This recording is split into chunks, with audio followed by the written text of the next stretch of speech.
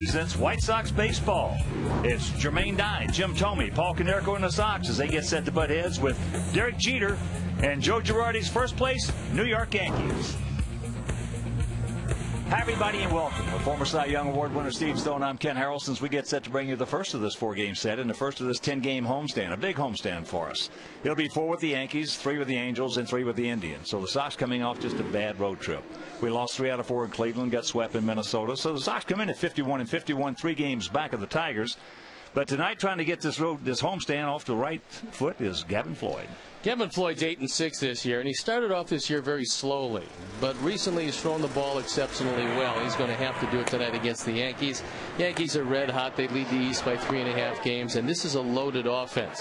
When you have to deal with A-Rod and Jeter and Johnny Damon and the rest of the guys in that lineup, you realize you have to throw strikes and you can't afford to walk anybody. And Gavin has to get that curveball over early. Andy Pettitte goes to the mound for the Yankees. He's 8-6, and lifetime against the Sox, he's 11-9. Now his ERA is up there a bit, and if he's not getting that cutter over the plate to the right-handers, he can be had. This is going to be a very lively ballpark because it's in the 80s here today, and so hopefully the offense can come to life, and more importantly, the defense has to do it. And we've got Nix at shortstop as Ramirez is out from 4 to 6 days. All right, sit back, relax, and strap it down. White Sox baseball coming your way.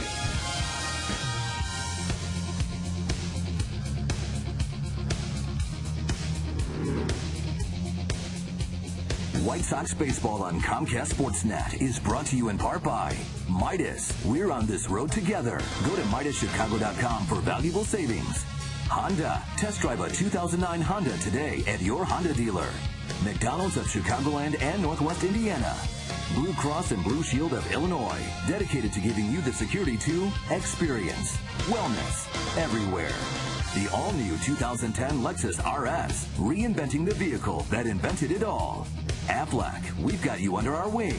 And by Southwest Airlines. Southwest Airlines is ready when you are. Go to southwest.com. Grab your bag. It's on.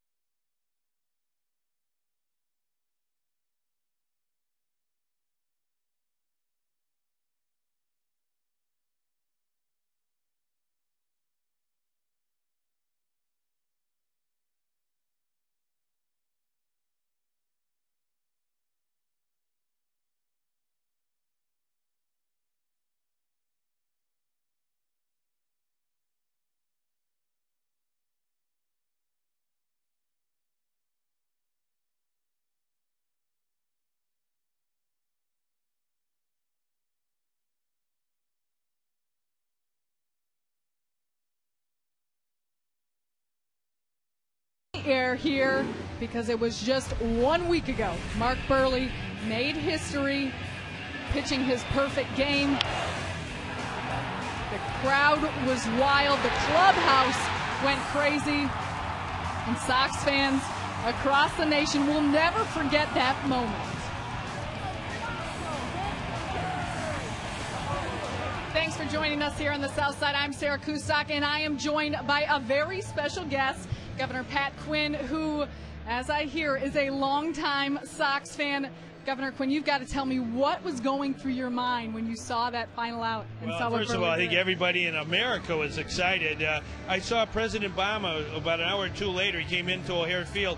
He came bounding down the stairs, and he said, "What about that perfect game by Mark Buehrle?" You know, and I think everybody in our country was happy for Mark. He's such a great guy, great teammate, a hard worker. He's the best of the best. And today you proclaimed Mark Buehrle Day. That's what does that mean to you to be able to name this day in honor of Mark Buehrle and what he did? Well, I am a White Sox fan from birth, and I think Mark is one of the best White Sox ever to play. He just embodies hard work and team play. And so we had the proclamation read before the game here, Mark Buehrle Day in the land of Lincoln. He deserves a proclamation in a day. He's just really a great guy for our state and for everybody in America. And Governor Quinn, you're talking about all the great attributes that Mark Buehrle has. From what I hear, you maybe have some post-baseball plans for Mark? Well, I tell you, I hope so. Maybe he could run for lieutenant governor. I'd get elected for sure. But, you know, one thing about Mark, we were just talking during the today, you know, he was cut from his high school team in freshman and sophomore year. A lot of people don't realize that. He went to community college. He got drafted in the 38th round. So anybody out there who maybe doesn't happen for him the first day or the first year, keep trying, because that's what Mark Buehrle is all about. Sticking to it and getting the job done. Been a major leaguer for 10 years, a no-hitter, a perfect game, and a great guy. Seems like it, and as we were just standing here chit-chatting before the interview, so many of the players were walking up to you saying hello. What's it been like for you to be able to be around this Sox team and kind of get an understanding of what they are outside of just the play on the field? Well, I'll tell you, you know, the Sox had a volunteer day this year. Volunteer, it says on the back of this hat. And I was so impressed because the night before the Sox had lost, it was a late game, and we got together on Saturday morning at 10 in the morning. And so many players are out there giving of their time. The chemistry of this team is great. They're generous men who really give back to the community, each in their own way. You know, Dwayne Wise had a separated shoulder the day of Volunteer Day. He was still out there. I'm glad he's with us because he made that catch out in center field, and that's one for the ages as well. That it is. Well, thanks so much for joining us, Governor Quinn. Sarah. We appreciate it. And we're going to take a look at your proclamation of handing Mark Buehrle his award today. Okay. Therefore, I, Pat Quinn, Governor of the State of Illinois, commend and salute Mark Buehrle for his exemplary performance on the baseball diamond and do hereby proclaim today, July 30th, 2009, as Mark Buehrle Day in Illinois, the land of Lincoln, in recognition of this historic and extraordinary accomplishment. Thanks a million, Mark.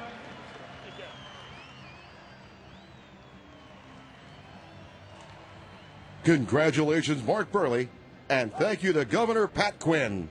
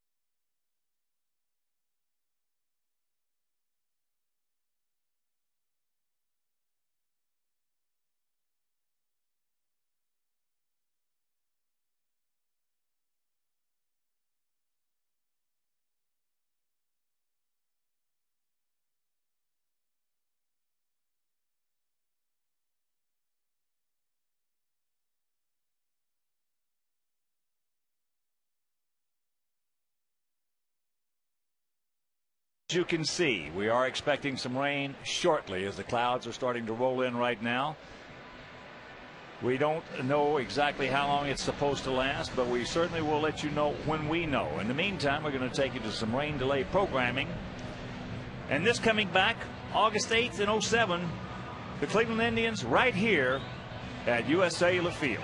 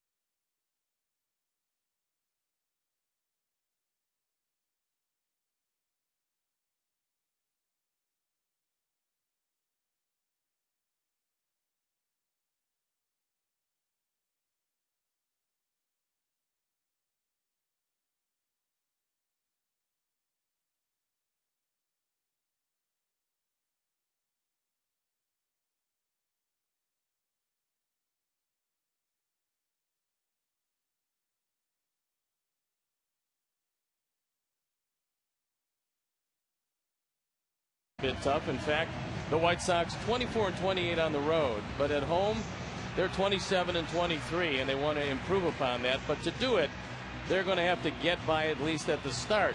The New York Yankees at 62-39. There's Joe Girardi, the skipper of the Yankees. He's in his second season. As you can see, pretty good record. And overall, thought of as one of the better young managers in the game. And there, you look at the Yankees, the best record in the major league since May 8th. The Angels right there. Of course, the Phillies, who helped themselves in the trade market. The Rockies, the Dodgers, the Rangers also coming off, and it coincides with when A-Rod came off the disabled list on May 8th, and that set up the whole lineup. We'll take a look at the Southwest starting lineup as the Sox take the field. And for the New York Yankees, leading off is Derek Jeter. Johnny Damon hitting second, Mark Teixeira hitting third, Alex Rodriguez hitting fourth, Hideki Matsui the designated hitter. Then it's former White Sox Nick Swisher, Robinson Cano, then Cabrera and Molina rounded out. The Lowe's defensive setup and how they'll line up behind Gavin Floyd, Quentin Kotze and Dye left to right, Beckham, Nix, Getz, and Konerko in the infield, A.J. Pierzynski behind the plate, and the U.S. Cellular starting pitcher is Gavin Floyd, who's 8-6, and he's looking for a big effort tonight.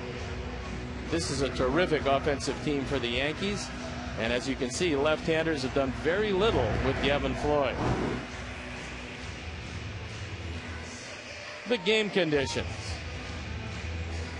73 degrees with 62% humidity. Winds out of the west at 8 to 12 miles an hour. And the forecast is the rains have passed. The skies are clearing. And all is set for baseball. The umpires tonight. Behind the plate, Ted Barrett. At first base, Tim McClellan. At second base, Andy Fletcher. And at third base, Greg Gibson.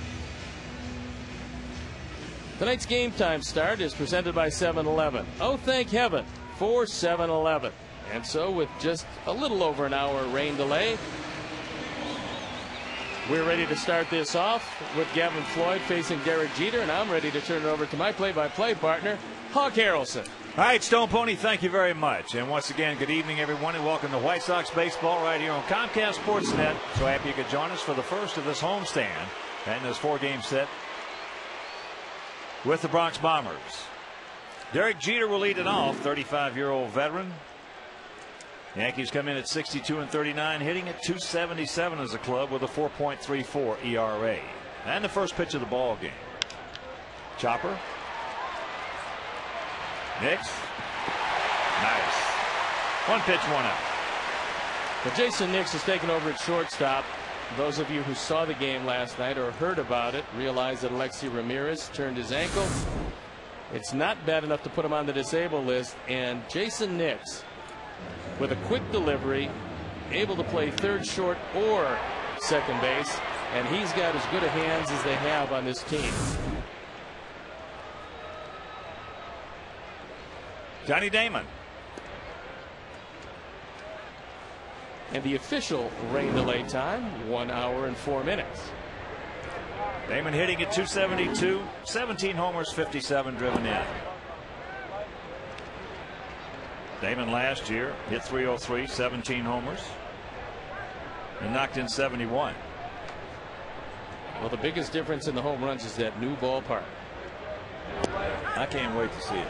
Well, the ball flies out in right center, and there are guys that will tell you, regardless of what it's marked, it's a lot shorter, and the wind blows out that way, and you can just touch it. I mean, Teixeira broke his bat, hit one in the upper deck. Charlie Wilson, huh? I know he's strong, but I'm not sure he's that strong. There's a strike in the count, 3-1. Teixeira on deck. And there's ball 4. So Damon, who was 8 for 8 in stolen bases,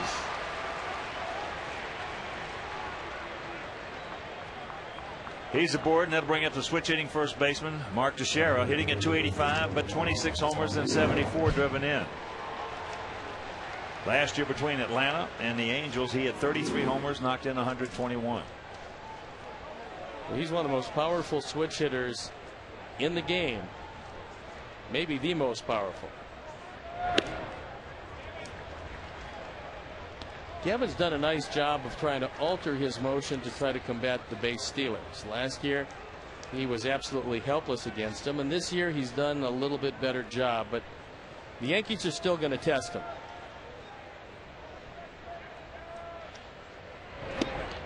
There's a strike to even the count of 1 in here at beautiful US Cellular Field. 330 down the left field line, 335 down the right field line, 375 in the gaps, and 400 straightaway center.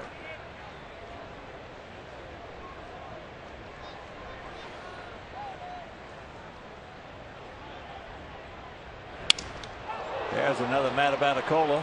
This one's not going out of the ballpark.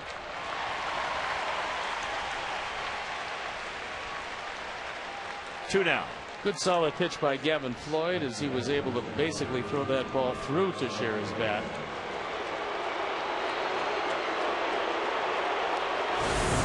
Taking a look at it, AJ wants it inside. Actually, that ball kind of floated back out over the plate, and Teixeira hit it off the end part of the bat.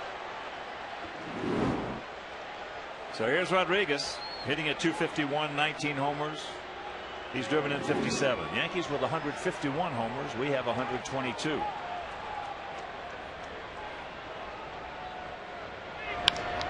There's a chopper. Gordon. And that'll do it after half inning of play. It's the Yankees nothing and the good guys coming to bat.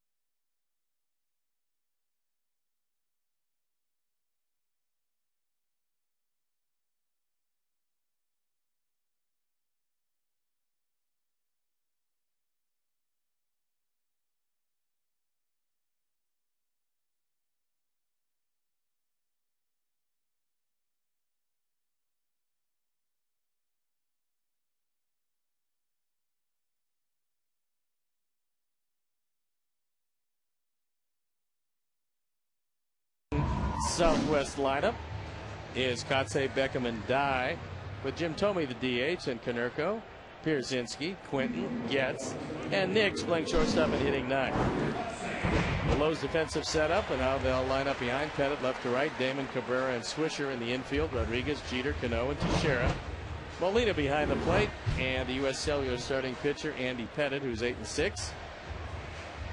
As you can see, right-handers have hit him a whole lot better than left-handers, and you have to watch his pickoff move to first base if you do get on, because it's one of the best in the league.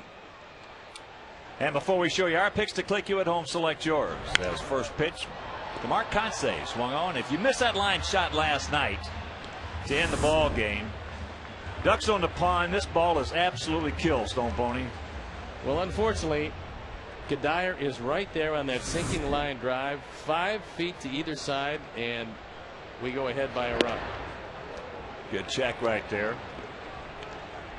Kotsay has faced Pettit 5 times, has 1 hit. Sox come in hitting at 260 as a club with a 4.11 ERA. Pettit, 6'5", 225 pounds, out of Deer Park, Texas. And 90 over 500 lifetime. He's been a good one. The thing I've always respected so much about Pettit, he took the ball. He pitched in pain many times.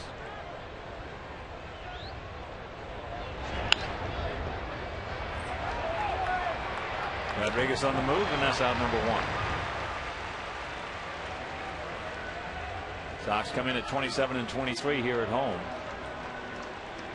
And Andy Pettitte in combination with Mariano Rivera, it's something that's absolutely amazing when you look at the numbers. Mariano Rivera and Andy Pettitte have teamed up where Rivera has saved 60 games for him. That's the highest total of any one pitcher for any one starter in baseball.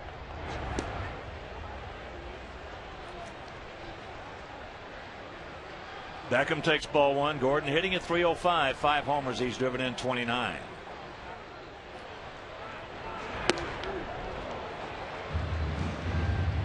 That fastball upstairs at 89. Gone are the days when Andy Pettitte's going to be able to throw it by you. What you have to be careful of is the slider that he throws inside. And that's popped up right side. Swisher. So with 2 out, let's check out our Heineken picks to click tonight. Gimancio, our director and crew, went with Kansai, Stone Pony, and Lisa.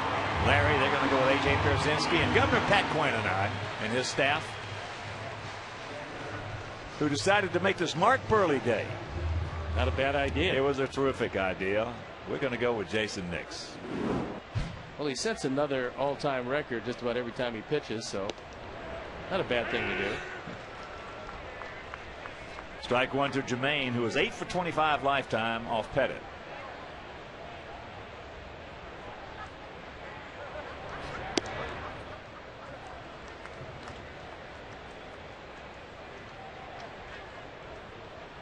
Now, field for the most part, they're not going to move around a whole bunch. They're going to stay, for the most part, straight up and spread out. This also isn't the best defensive outfielder. No. That's the reason they're not going to move around a lot.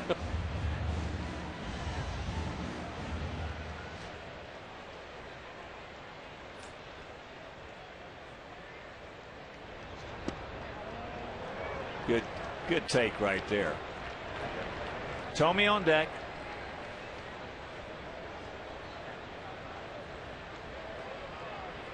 So 2 out and the 2-2 pitch.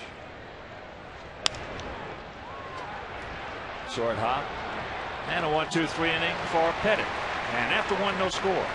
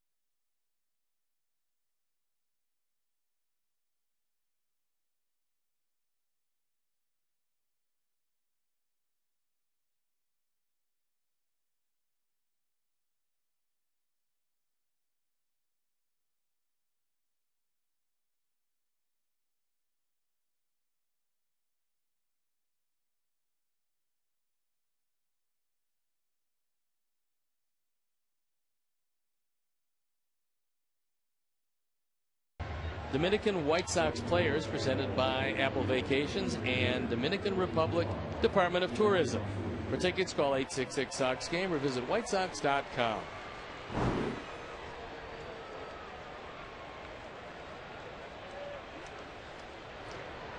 No score, top of the 2nd inning. It'll be Matsui, Swisher, and Cano. Hideki hitting at 259, 15 homers. He's driven in 46.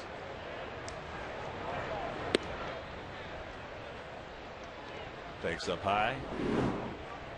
Last year, Matsui, injury-plagued season, hit .294, 9 homers, and knocked in 45. But make no mistake about it, this guy is some kind of an RBI man. There's the strike. Well, he's been probably their best clutch run producer for just as long as he put on that Yankee uniform. 7th, 8th, and 9th inning, he's been right there. Bit of a gap out there in left center. That ball is hammered. So the count 1-2. First of 4 with New York. First of 10, covering 11 days here on this homestand. After this series, 3 with the Halos and 3 with the Indians.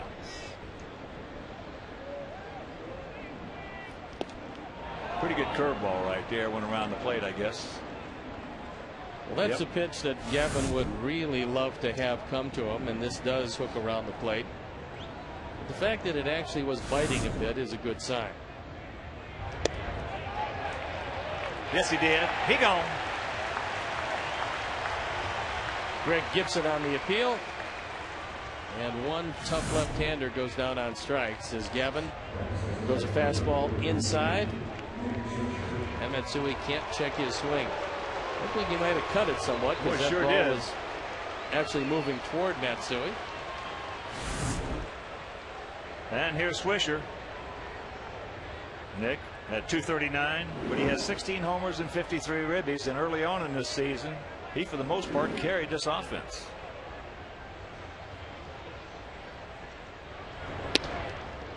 Good fastball strike. Last year with us, he had .219, 24 homers, and knocked in 69.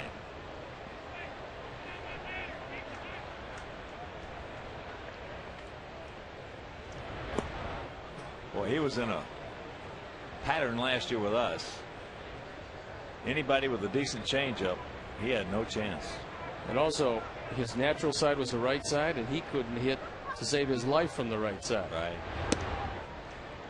Now this year the batting average is substantially higher. It's 26 points higher as a left-hand hitter. And because he gets so many more at bats, that's where most of his power is.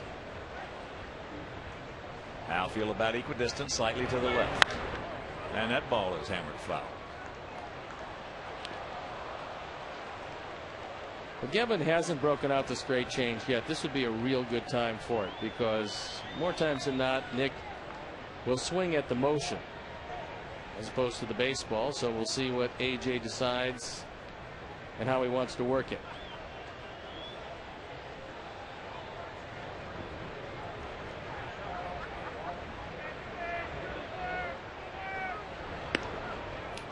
That breaking ball, a curve way high and hard. And what we see from Gavin early is the fact that he tries to overthrow the breaking ball and doesn't get on top of it. It comes up spinning. Fortunately, that one stayed way out of the zone.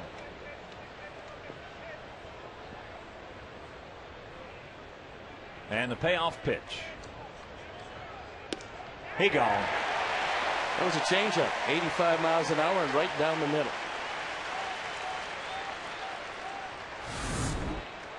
Gavin takes a little something off. That's the pitch last year. Nick just could not pull the trigger on.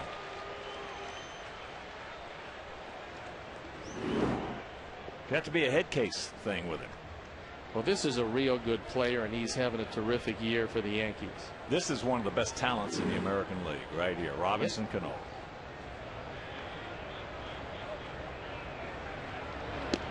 Curveball strike.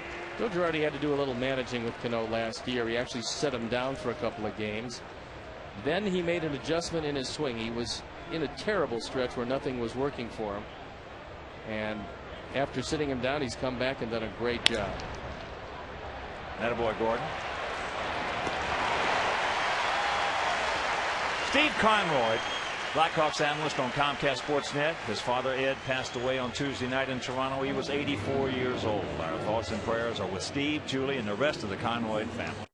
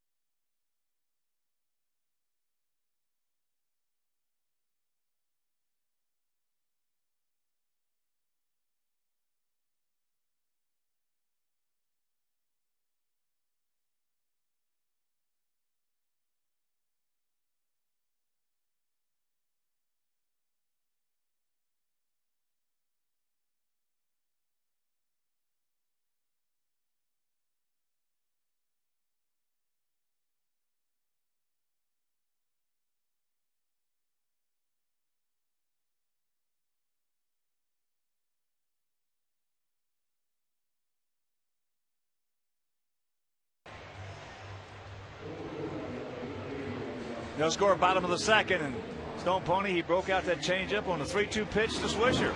And Gavin is looking pretty good, and it's great to be home after a terrible road trip. Hopefully the home cooking will help this ball club, and so far Gavin Floyd has held down a pretty tough Yankee lineup.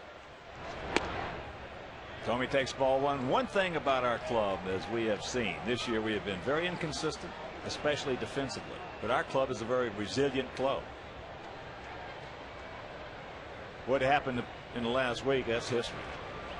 Well, there's not much you can do about it, because at this point it's behind you, and the club realizes better than anybody. You got the Yankees for 4 and the Angels for 3, and the Angels are leading their division, so that's 2 pretty good ball clubs. Well, you know, the thing about baseball, that's why it's such a great game, is you got tomorrow. You got tomorrow. You can play like a chop for a week. You can come back and play like a champion for 2 weeks. Tommy 6 for 25 lifetime off Pettit. Checks it up.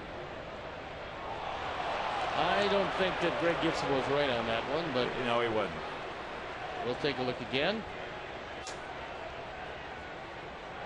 Pettit will get it and throw it. We'll take a look at it. It's one of those flip coins, and it didn't go Jim's way. Another breaking ball. Full count. It's good to see Jim back in the lineup after having some back problems, just not severe back problems, which is good.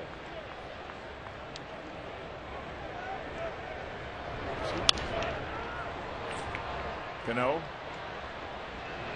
And that's out number 1. August 4th at 7:11. It's the White Sox versus the Angels. The first 30,000 fans will receive a Mark Buehrle commemorative baseball card presented by Apple Vacations. Boy, they're busy with Apple. For tickets, call 866-SOX-GAME or visit whitesox.com.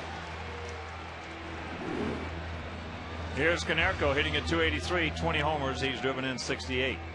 Well, the first thing I did when I looked at the lineup sheet, I looked at the umpiring crew, and we got a pretty good umpiring crew right here. This is a good one. Yes.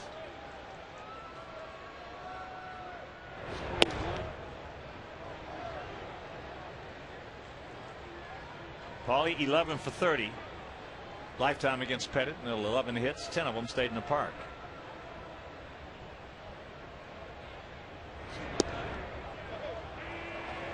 I don't think Paulie cared for that pitch too much. There you look at the numbers. They're pretty impressive. And Pettit's been a good pitcher for a long time.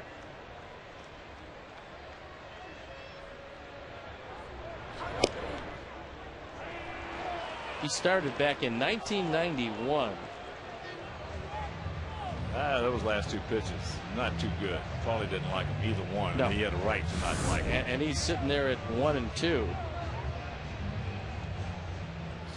Pretty right down the white line on the left-handed hitter's box. Pretty good if you're Billy Barty.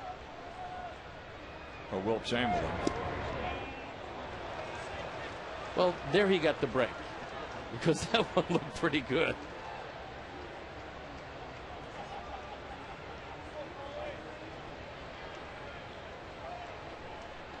Pettit knows he's got a wide plate right now. They're going to stay out there.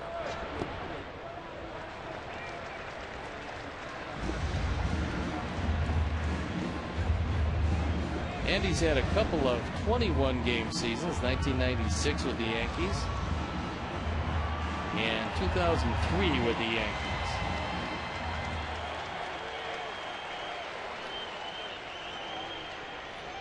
Ball 4 base hit. Oh, he was all over it, just underneath it. He barreled that one up. And this is a cut fastball that just stayed right over the middle of the plate.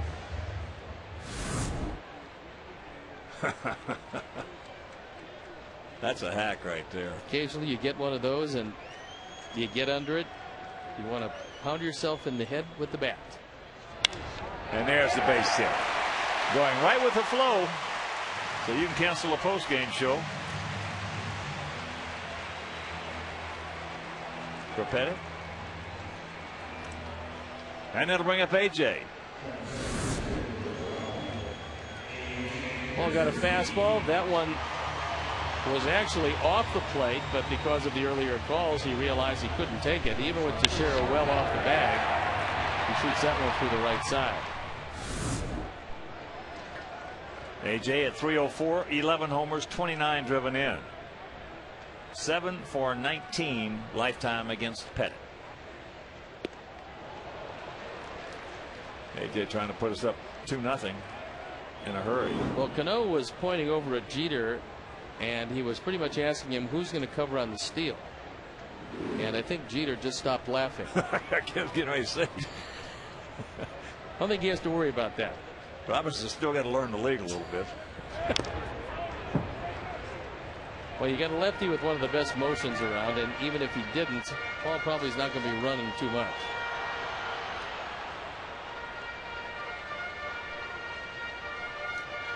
Oh, 0-2 the count with Carlos Quentin on deck.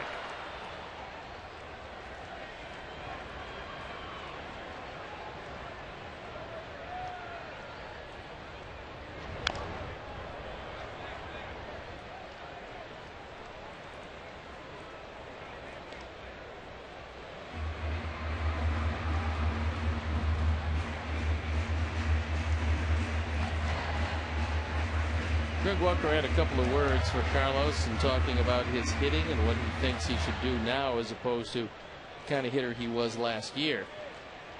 And we'll share them with you as we move along here.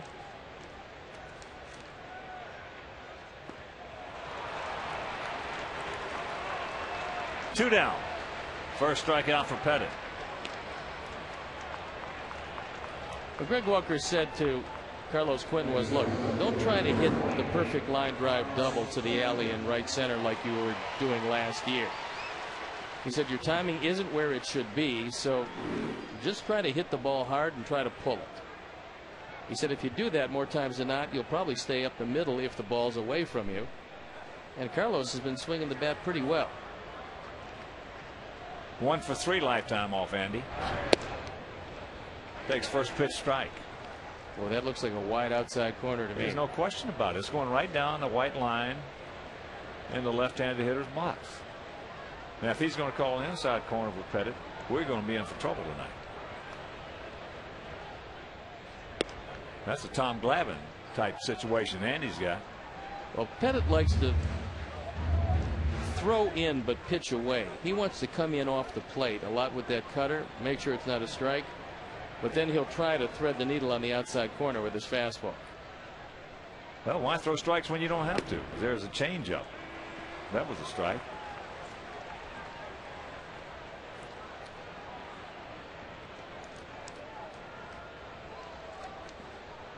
Two out, 1-2. The count to Quentin.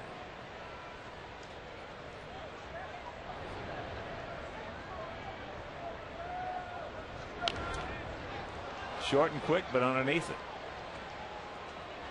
Pettit is a left-handed version of a guy that you had to get by his motion. You got to get by Pettit's motion. And the right-hander I was talking about was Kevin Appier. You had to get by Apier's motion. You got to get by Pettit's motion. You got to focus on the release point as a hitter, not on what all you're looking at out there.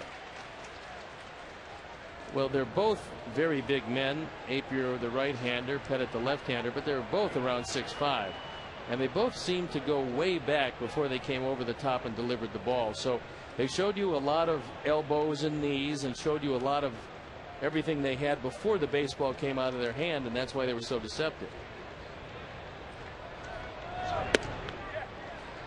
Good check upstairs, 2-2.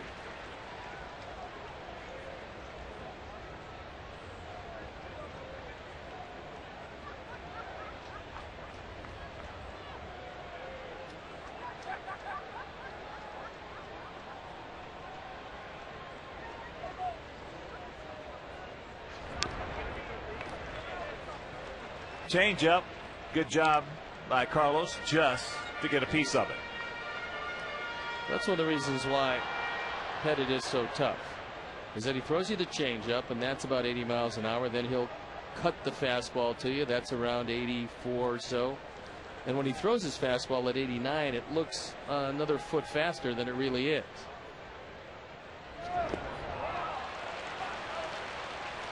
As he gets him. So a couple of strikeouts, and we'll go to the third. Nada.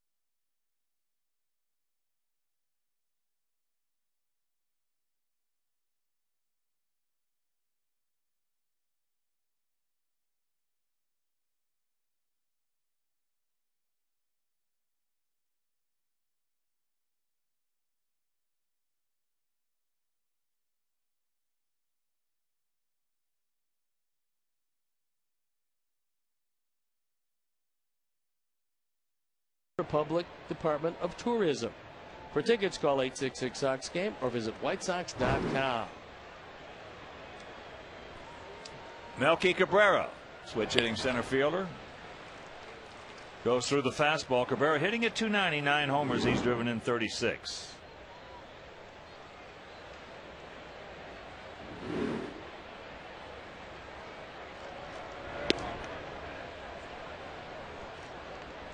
Melky is now the everyday center fielder. Gardner had a chip fracture in his hand, and so he won't be back for 3 weeks or so, maybe a month.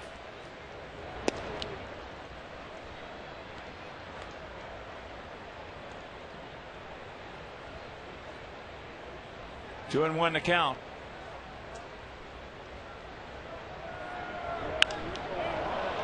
That ball hit deep into right center field. Kotsay back. Off the wall. So Cabrera will pull in with the leadoff double.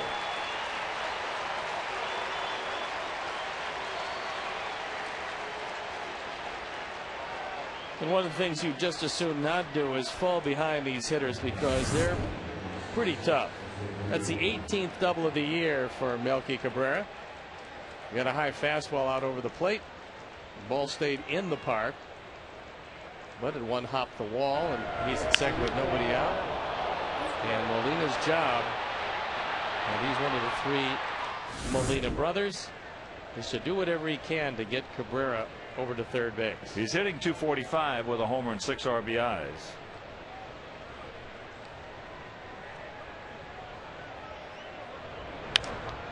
That's not going to get it done.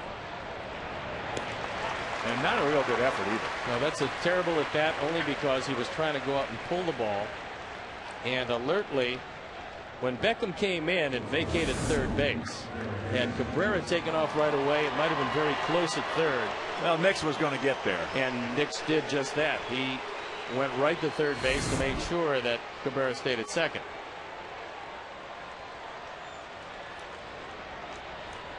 Jeter hit the first pitch of the ball game. Right back over a chopper. The head of Gavin Floyd, and Jason Nix made the play, threw him out. Well, in RBI situations, there's very few guys who inside out the ball. That's an inside pitch hit to right field better than Derek Jeter. First pitch strike. Well, he's a .316 career hitter.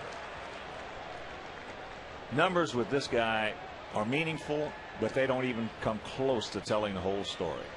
This is one of the greatest players and one of the greatest leaders of a team that I have seen in my 50 years in this game.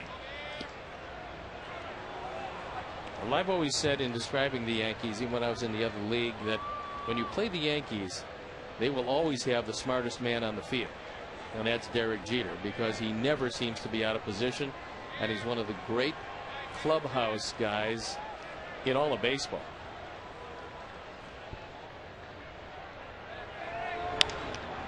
There's a chopper to Hopper.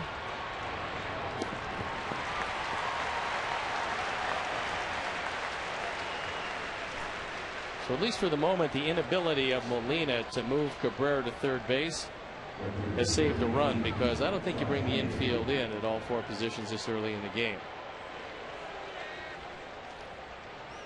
Here's Damon. He walked.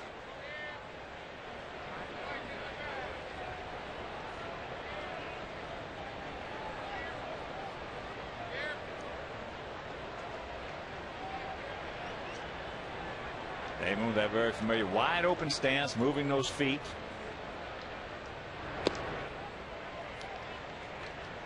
Nothing static about that stance. Overcoming the initial inertia. Last year he hit .303. It's a most unusual stance, not one that you would teach a young hitter.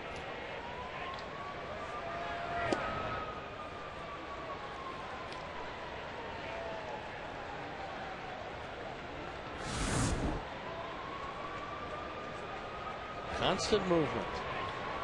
Ted Williams, that's all he said. Got to stay in motion. There's a strike. This, he said, a synchronized motion.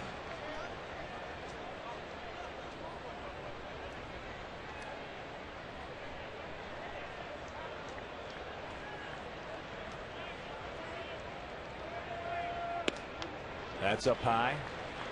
Well, Devin's thrown 5 wild pitches. Most of them have come on the breaking ball. You wouldn't think you'd see one here, but the guy in the on-deck circle is someone you just as soon avoid. So Damon should get a pretty good pitch to hit here.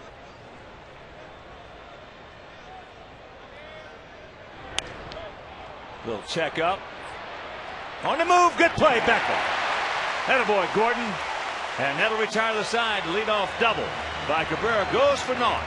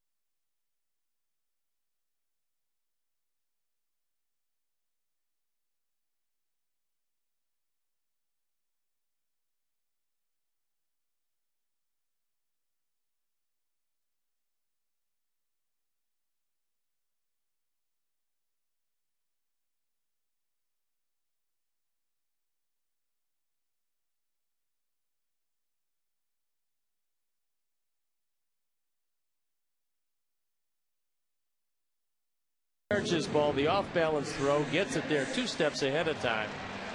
And perhaps a couple of weeks ago, Beckham doesn't make that play, but the White Sox have asked him to shift over to play a position he never played before, and with every passing day, he just keeps getting better at it. Yeah, you can see him growing each and every day, each and every game.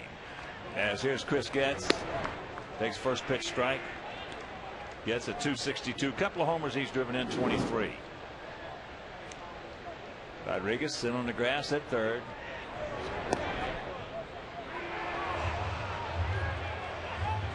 Getz looks back at Ted Baird.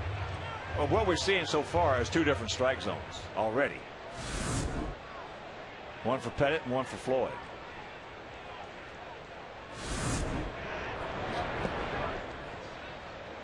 Well, if Pettit's going to get one that's calf high, he's going to stay down there. You don't get hurt down there very much. If you're getting the calls, you might as well stay down there. As I said last inning, why throw strikes when you don't have to? Fights that one off. And that's going to be in the first row.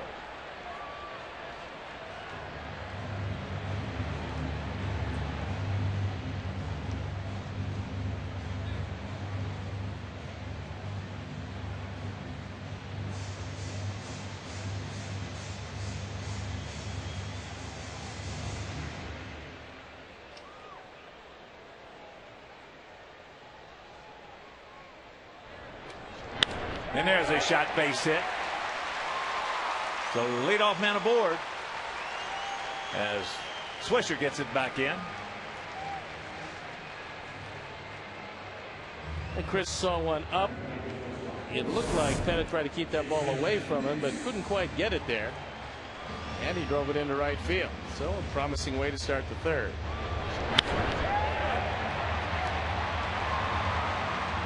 And here's Nix. Jason hitting it. 234, 7 homers, 13 knocked in.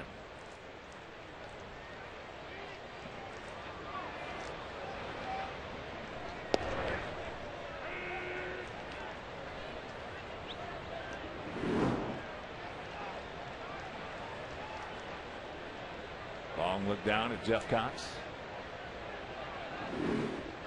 Mark Kotsay on deck.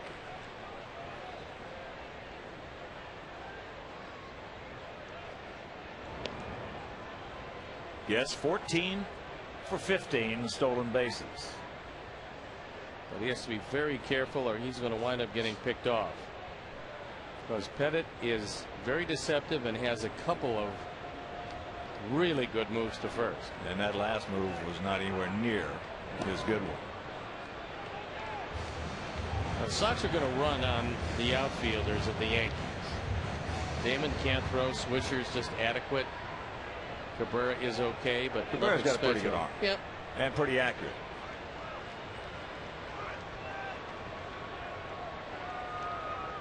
There you go. Just underneath it. Well, a good hit and run idea because you don't have to worry about taking off too early because you know the hitter's going to be trying to protect you.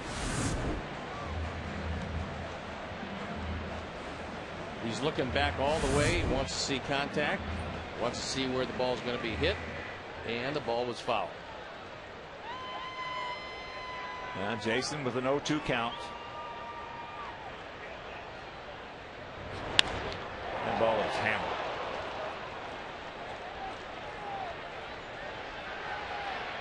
We saw a number of folks in Minnesota try to throw high fastballs by him. It doesn't work very well.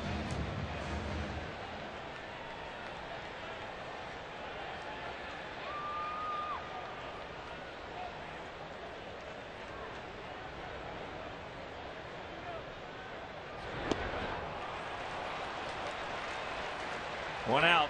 Third strikeout for Pettit. If you can't watch your White Sox on Comcast Sportsnet, you can always catch a game on your computer with MLB.tv. It's the ultimate baseball experience featuring 100 out-of-market games a week live on your computer. For more details, visit WhiteSox.com, where baseball is always on. So here's Mark. He grounded out to third.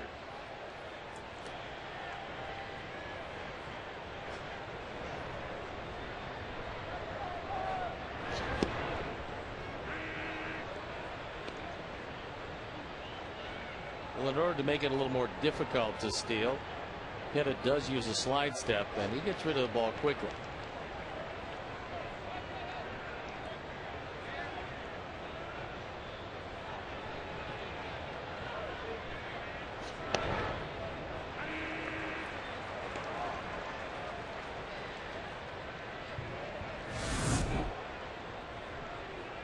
Boy, if Molina catches it, it's a strike. That was a pretty good one. Yeah. One before, Iffy. not too Iffy. sure, but the last one was a good one.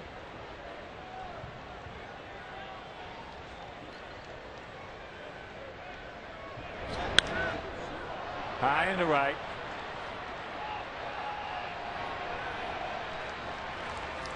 Two down, and that'll bring up Beckham.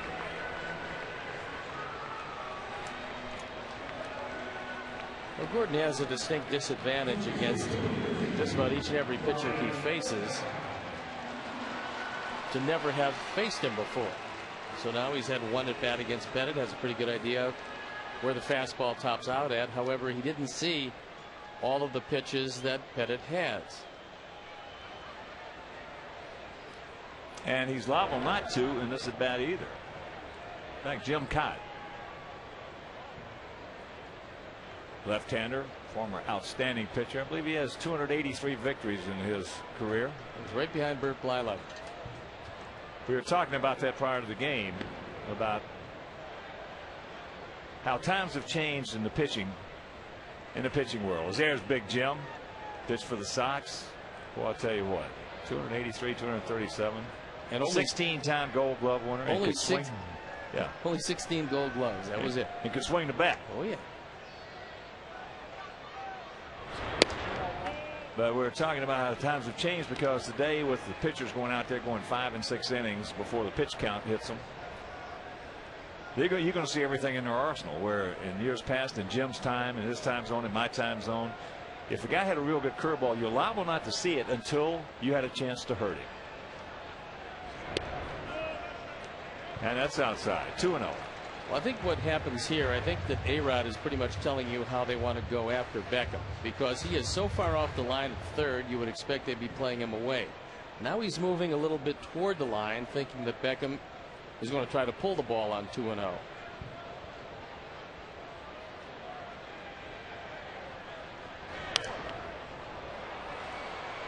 Gordon's in the last 3 weeks, he has not been greedy at all. In fact, since he's been up here, he hasn't been greedy. He's made some bad swings, sure he has.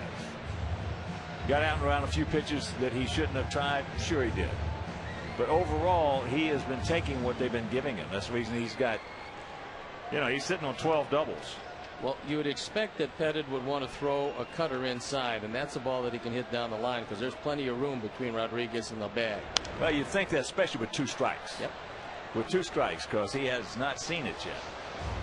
And it could very well be that Jeter will give A-Rod the heads up, because a lot of times when a third baseman is smoothing out the dirt around him, which is what A-Rod has been doing, when he gets back to set, if it is going to be inside, he will move closer to the line.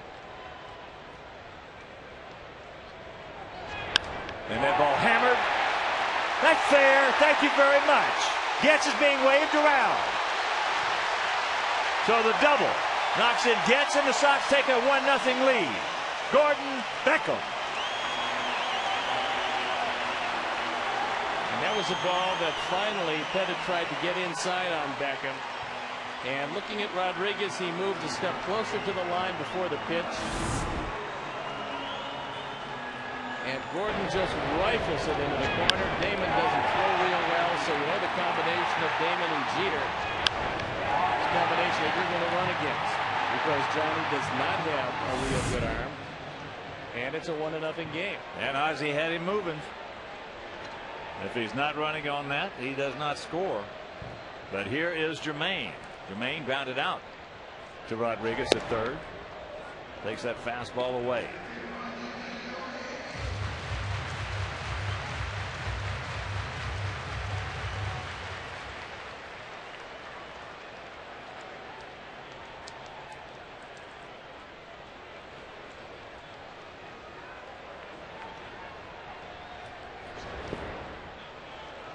And the 2-0 count.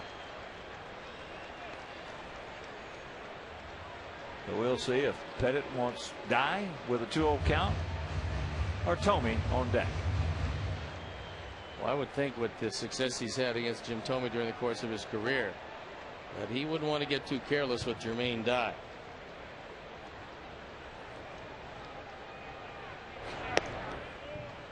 3-0. That's a pitch by a guy who's been around since 1991. If you're going to beat me, you're going to beat me with the left-hander, not with the leading home run hitter on the team. Turn him loose. If he likes it. You don't want to be swinging at that on 3-0. No, you don't mind that, ball though. Several inches off the plate. Yeah, he's going to throw another one away and invite Jermaine to try to get himself out on a pitcher's pitch, probably out of the zone. Well, if he throws him a strike, I'll be very surprised. Off the end of the bat. Change up on a 3-1 count, but the double by Beckham knocks in Getz, who is on the move. Sox lead at 1-0.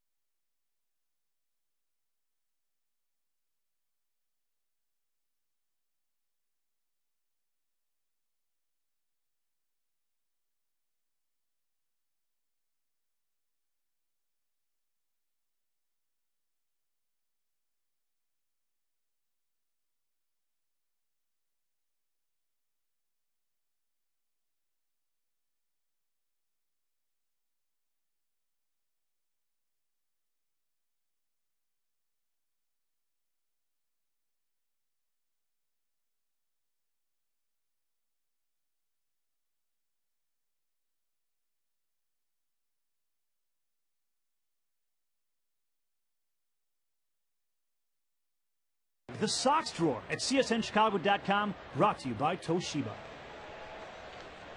First pitch to Shera, rips it foul. 1-3-0 for our Sox. 0-1-0 for their Yankees. Pitchers really like that, where you cut the fastball inside on a very strong hitter and he hits it right on the button, but he pulls it way foul. And there's a backdoor curveball. I think finally the curveball has come to Gavin, and it's taken till the 4th inning, because that was the best one he's thrown.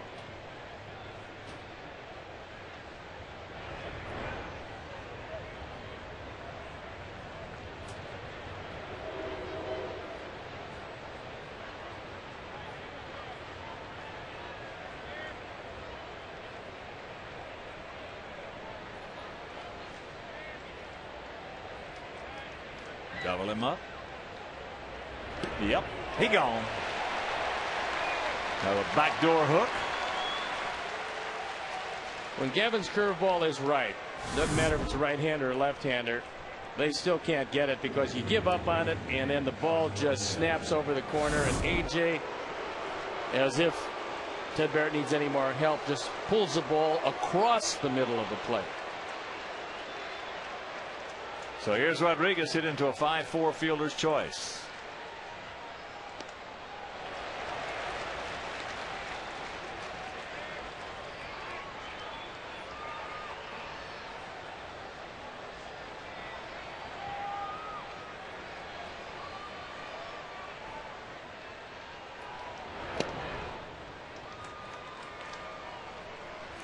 One and one the count to the 34-year-old veteran.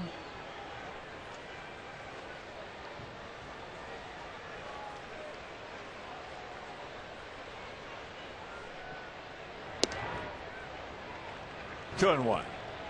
Matsui on deck.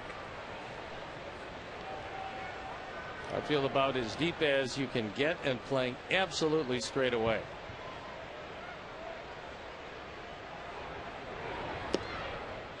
And if you're just tuning in, we had a 1 hour 4-minute rain delay.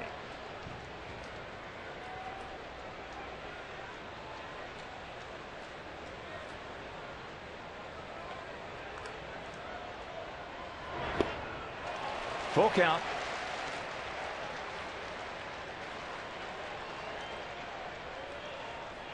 Rodriguez last year, 305, 32 homers, 103 driven in.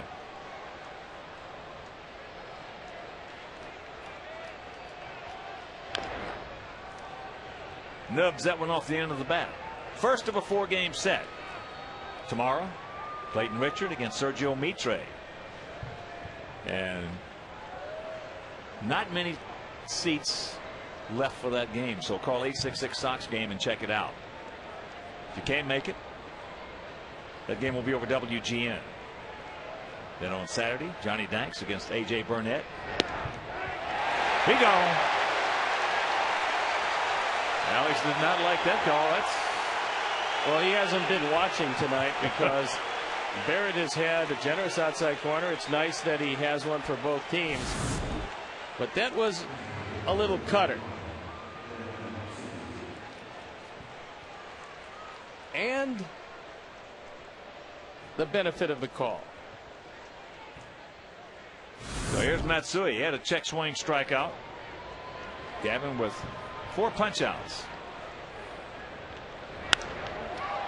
And that is a can of corn. Nice inning. 1, 2, 3 for Gavin. He has retired 6 in a row and he leads it 1-0.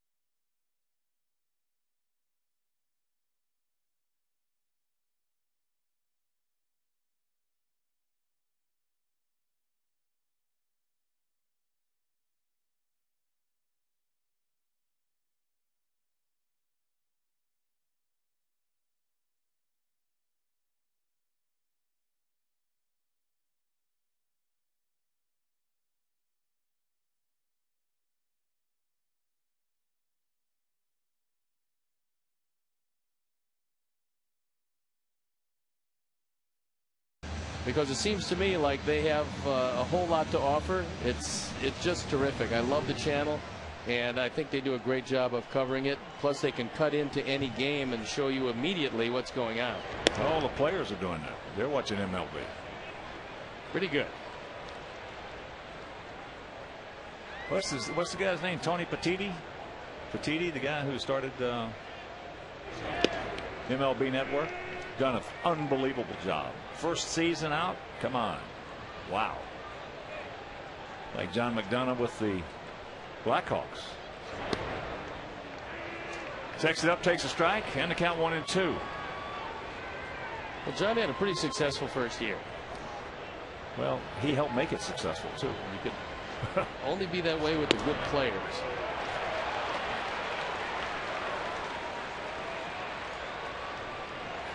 That was a high cutter, and Jimmy thought the ball was up.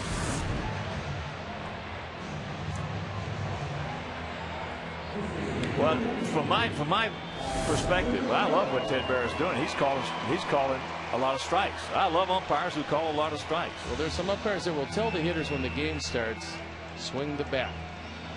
They used to. They don't say that very much anymore. They used to tell you, hey, it's getting close to a certain hour here.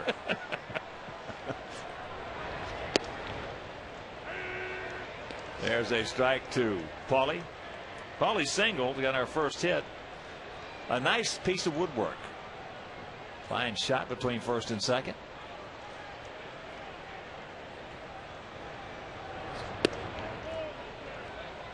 I wish all umpires would call the strikes. Get that right arm cranked up.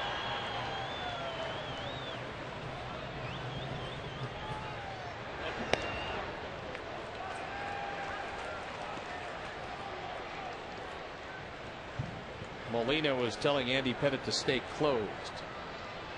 If you don't stay closed, you're not going to be able to throw the ball over that outside corner. Another good rip by Buehrle, trying to take that one into right center. Yankee outfield about the same place for everybody since this game started.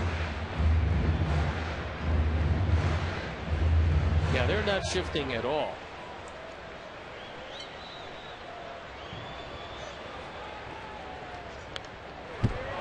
That one got in on him just a little bit. Well, he's turning that fan on tonight.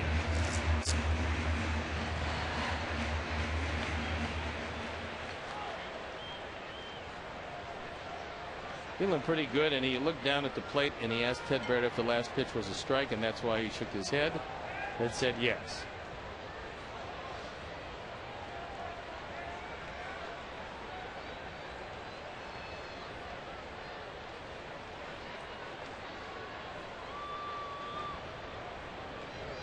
And once again, the 2-2. Full count, ball four, base hit right here, 14.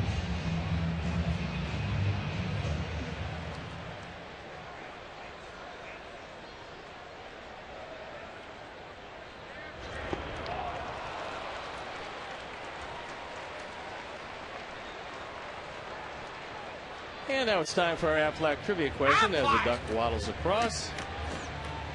Last Yankee pitcher to lead the American League in strikeouts did it in 1964. Who was it? I'm probably very much included in that number that he amassed. Think he got you a few times? Yeah. AJ fouls the first pitch off. He struck out. Pettit now with 5 punch outs.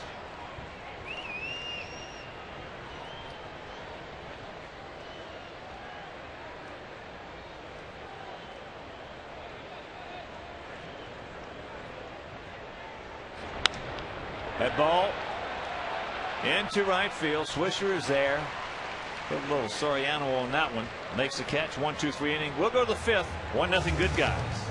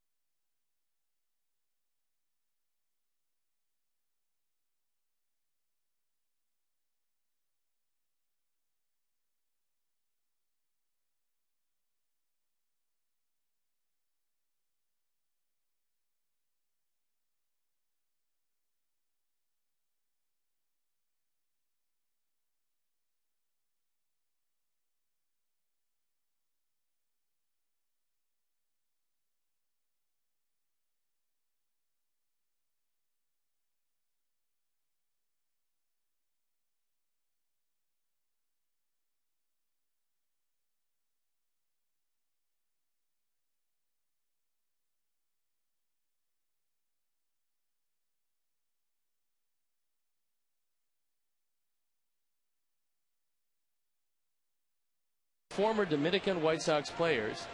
Presented by Apple Vacations and Dominican Republic Department of Tourism.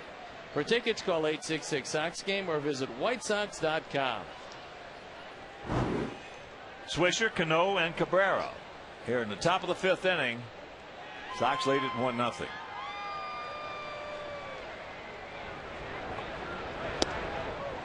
Big hack, no contact. Breaking ball. That was the hard breaking ball. That was a good hard slider.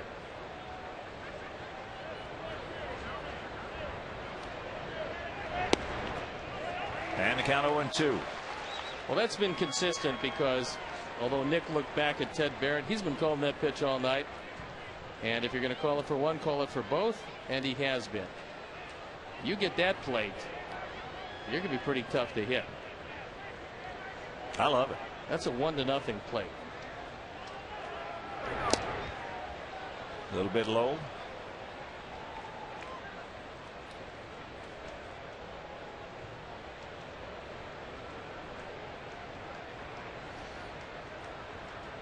Outfield about equidistant, slightly to the left. Beckham way back and off the line at third.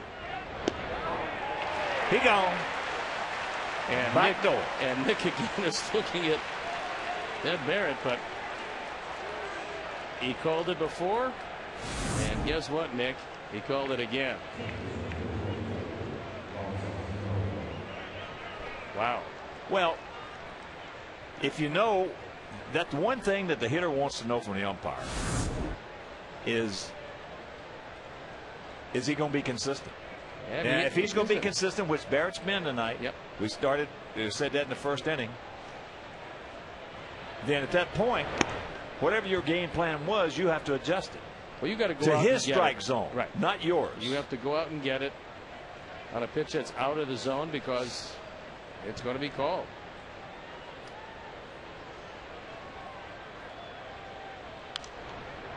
You know, Cano fouls that back. He grounded out to Beckham. Well, we were talking about that prior to the game. Al Leiter, who's in town, also does work for MLB and does a terrific job. And Cott and myself were talking about some of the umpires in the past. As long as it was high enough or low enough, it was a strike, which was okay because everybody knew it.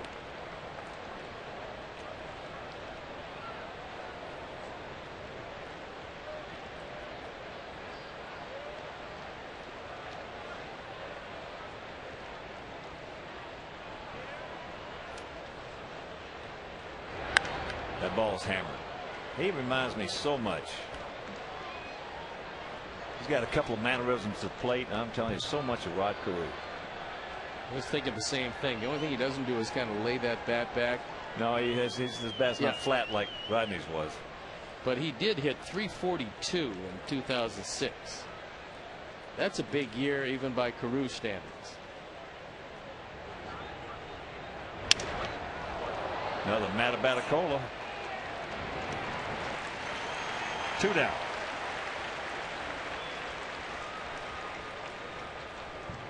Yeah, there's a talented young man right there. Well, he came into this season where he's hitting 308 with a 303 lifetime batting average. And a guy that Joe Girardi said probably covers more ground to his right, meaning up the middle, than any second baseman in the league. He said that's really where he shines defensively.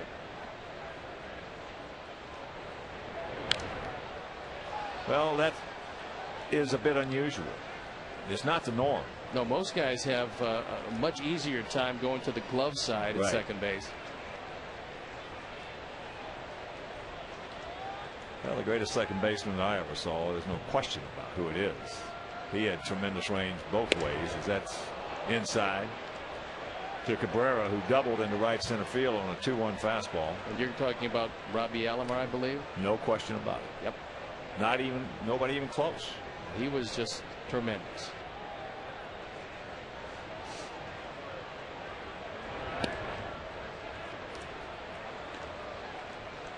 Two and one to count. Watching Alomar and Vizquel with the Cleveland Indians in those days was like watching a couple of ballerinas in the middle of the infield.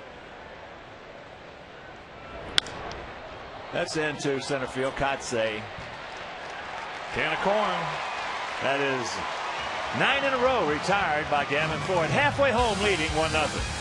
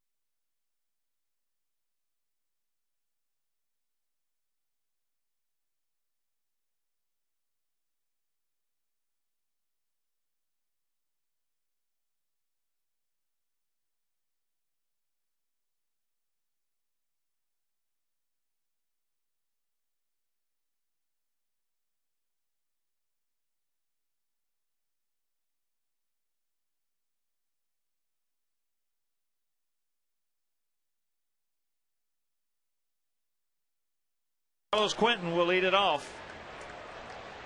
It'll be the lower third of our order. Quentin, Getz, and Nix faced Andy Pettit. As that pitch is fouled back. 1-3-0 for us. 0-1-0 for them. Like to see a run or two to make things a lot easier for Gavin Floyd, who's been brilliant through 5 innings. Pettit hadn't been bad himself. Oh, he's been pretty good, except for one cutter that didn't quite get inside enough to Gordon Beckham. Soft line drive. 1 out. And here's our Aflac trivia question, if you've forgotten. And then, of course, we will answer it for you.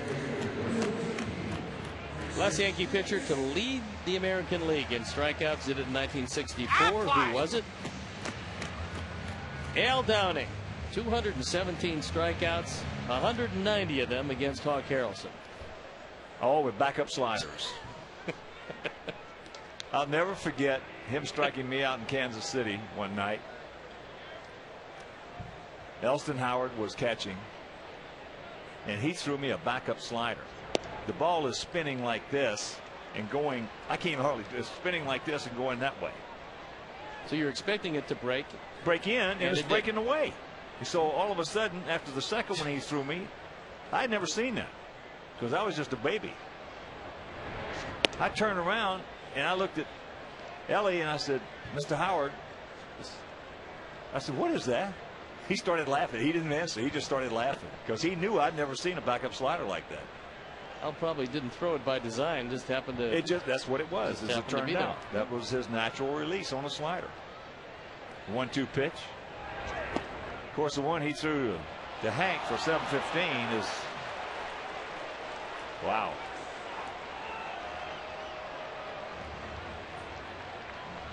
Take another look at it as flip a coin. Again, flip a coin, and the coin went the way of Andy Pettit. Sorry, just going for both sides. I like it. I like it. So here's Jason. He struck out his first trip. Out and around that one. Easy inning right here for Pettit. And we'll go to the 6th with this 1-0 lead.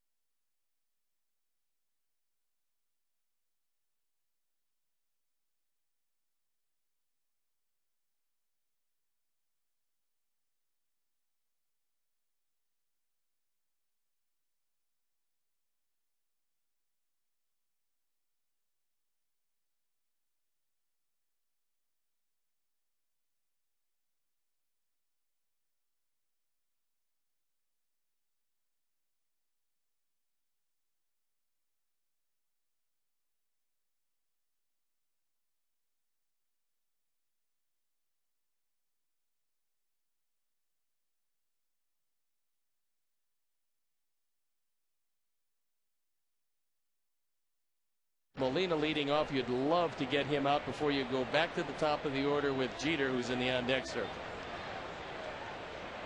First pitch strike.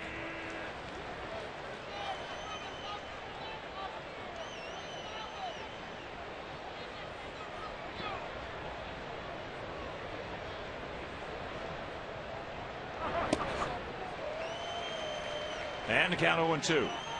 Doesn't seem to be any reason to set up Molina here. Another one of those sharp breaking sliders ought to get the job done.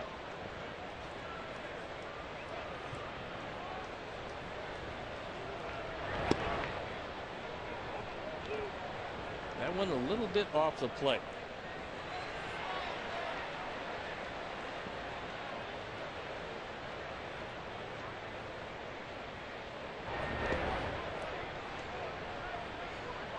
Low curveball blocked, and the count 2-2.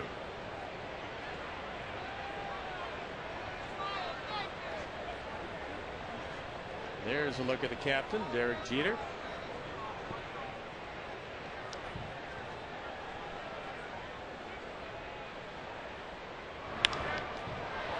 That's into left center field, and nobody's going to be able to get it. One hop into the seats, so a ground rule double for Molina leading off here in the top of the 6th. Well, he had him 0-2 and missed with a couple of breaking balls, and then got careless with a fastball. And Molina representing the tying run, sitting out at second base. That one just stayed over the inner portion, and nobody could get to it.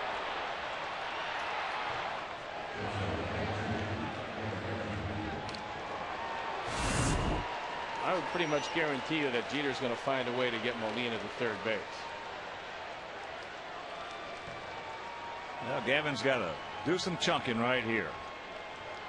Jeter, who twice has grounded out to his counterpart, Jason Nix.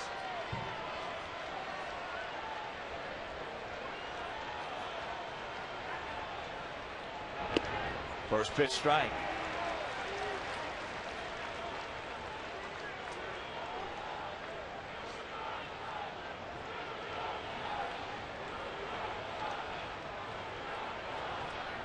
What a player.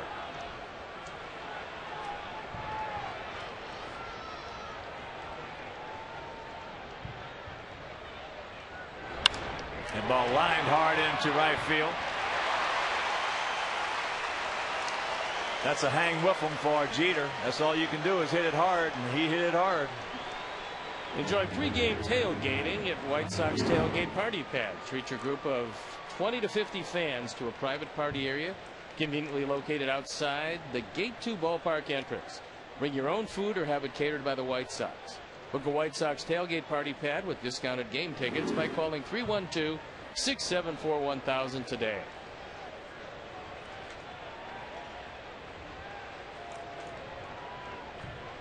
Johnny Damon takes first pitch strike.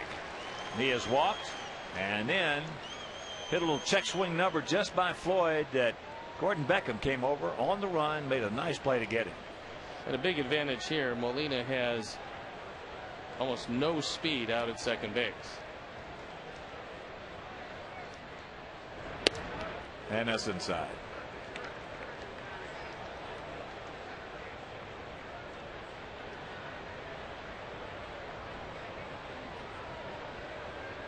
Gavin has really kept it to a minimum so far, 70 pitches. It's because he's only walked one to this point. And there's a base hit.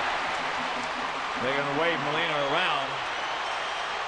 As now he throws behind him. Can they get him at second? No. That wasn't a real good play by Jermaine Dye. Bad decision.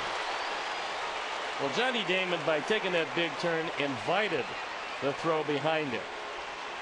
And with speed like that, if you're that deep, and he was for Damon, you're not going to be able to get Molina, and you might as well get this ball into second. Keep the double play in order with one out, but now you have the go-ahead run at second base. Heads up base running by Johnny Damon. So here's Teixeira.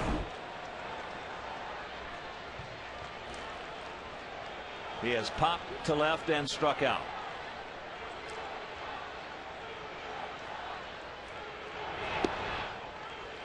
Curveball strike. RBI number 58 for Johnny Damon.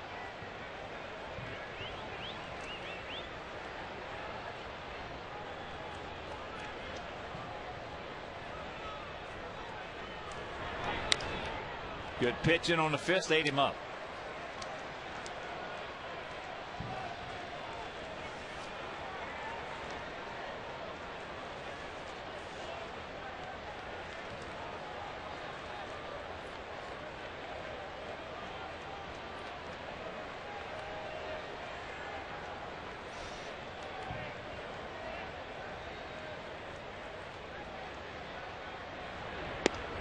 He gone.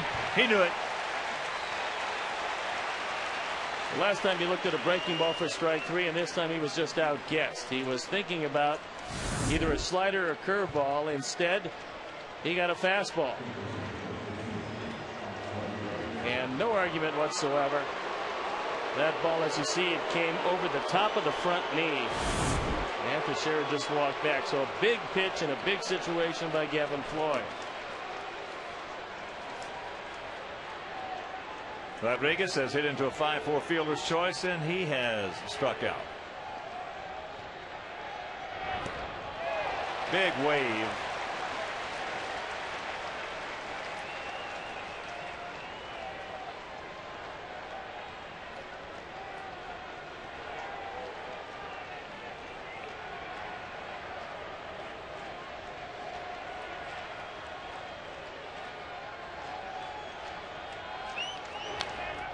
And a good fastball.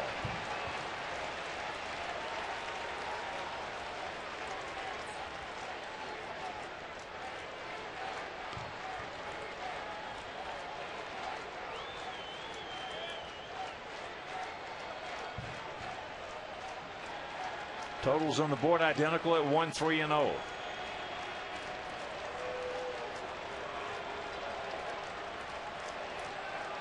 The 0-2 pitch. Up high. Right idea. Just a little too up.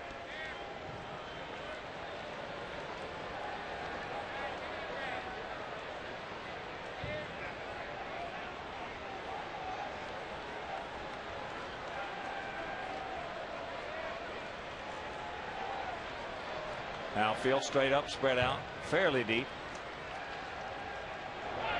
He gone.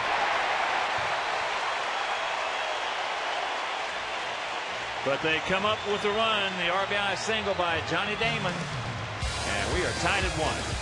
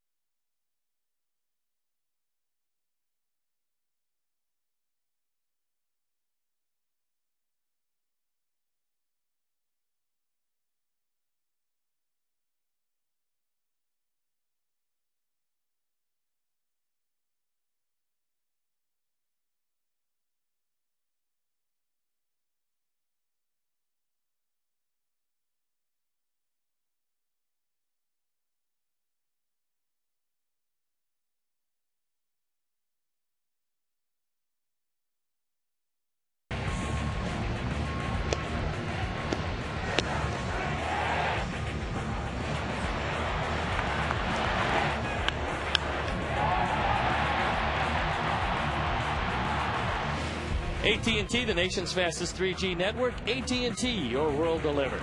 Marcotte leads off the bottom of the 6th. Hacking at first pitch from Andy Pettitte. 37-year-old veteran, 6'5", 225-pound southpaw.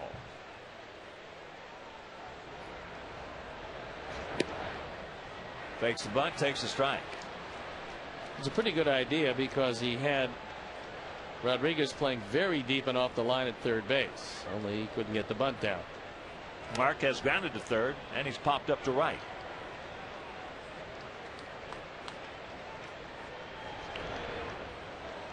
One and two.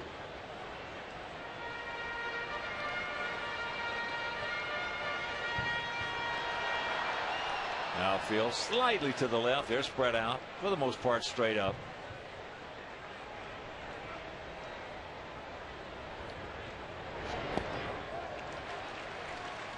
One out.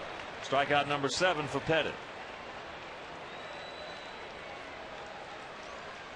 Well, taking a look at that board, it's exactly the same. 1-3 and 0 for both teams. And both pitchers have fanned 7. And there's been only one walk in the game. Beckham takes a breaking ball strike. He is 1 for 2. That RBI double, knocking in Chris Getz, who had singled back in the 3rd inning. So our young guys put the point on the board.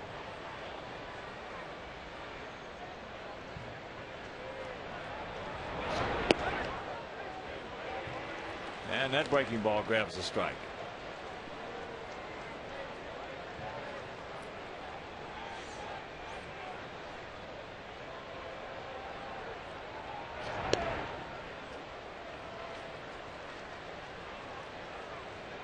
Well, normally when a guy hurts you inside, when you go get him the next time, it's outside. And that's by Rodriguez. Damon will get over, get it back in, hold him to the single. That time Pettitte hung the curveball, and Molina going out there to talk with him. I don't think that's a pitch he wanted because he's set up outside. And you see that curveball right up in the eyes of Gordon Beckham, who rifled it by Rodriguez at third. He was playing well off the line. And now Molina having a talk with Pettitte. Pettitte is lucky that ball stayed in the ballpark. I don't think that he read the sign correctly. I think Molina went out and said, look, I wanted it away. I think he probably gave him either a cutter or a fastball away, and he got a curveball up. So here's Jermaine. He's grounded to third, and he has gone out to left. Outfield. Status quo. Takes first pitch strike. Well, Pettitte's had pretty good control tonight, but he does lead this team in home runs given up. And that's with 16, which isn't a big number as we understand their new ballpark, which if you let a guy hit it to right or right center, goes out rather easily.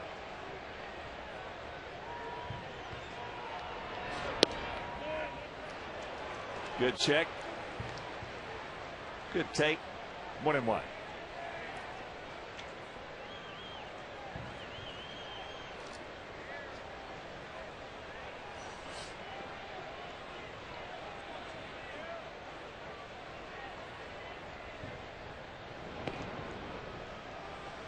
Saw Gordon at lunch today, and I told him, I'm pretty sure you're going to get on, and when you do, be very careful with the move of Andy Pettitte, because it's been real good for a long time.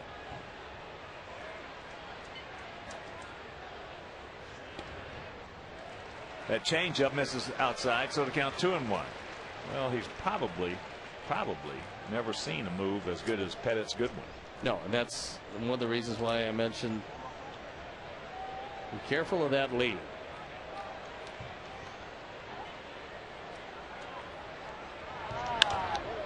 Good pitch. Man, wrapped him up. We'll go to the 7th, still tied at 1.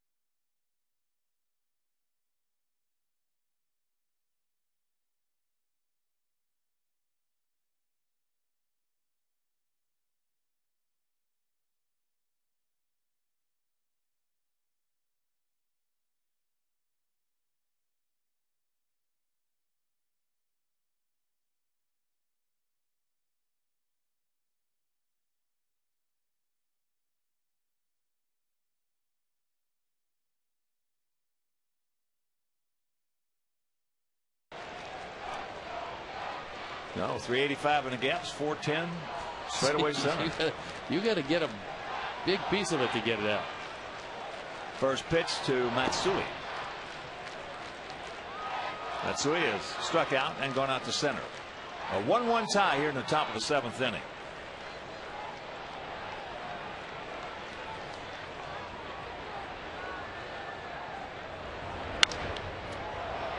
And that's into left field.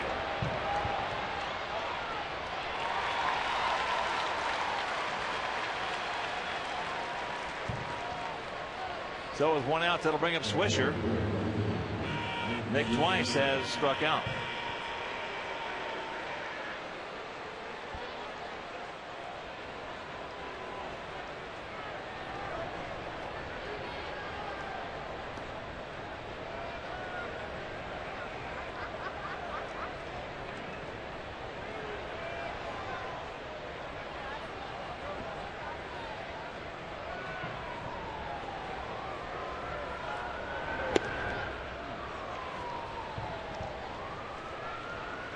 One and 0. With a 28-year-old switch hitting outfielder, first baseman. And that evens the count.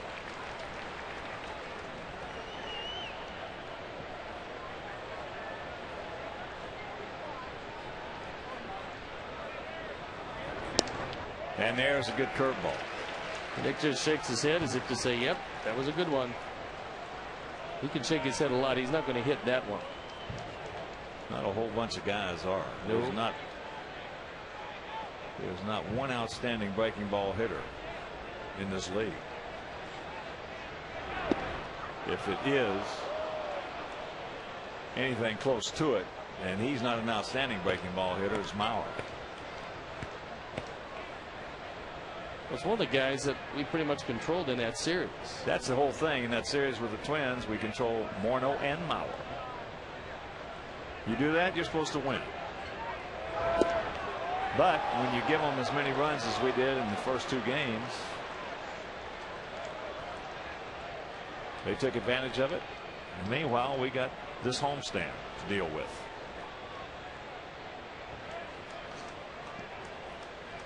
Full count to Swisher.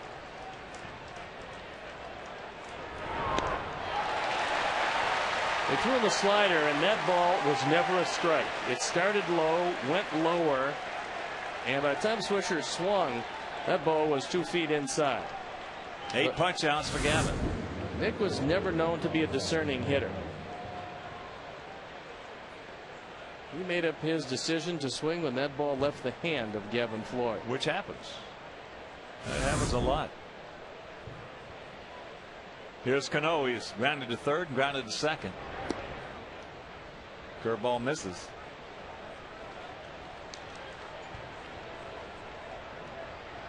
Got to be careful with this guy. He is dangerous.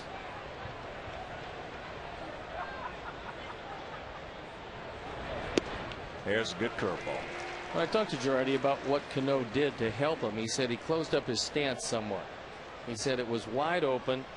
Then when he'd move to the plate with his front foot, he'd lock himself off. Now it's just barely open.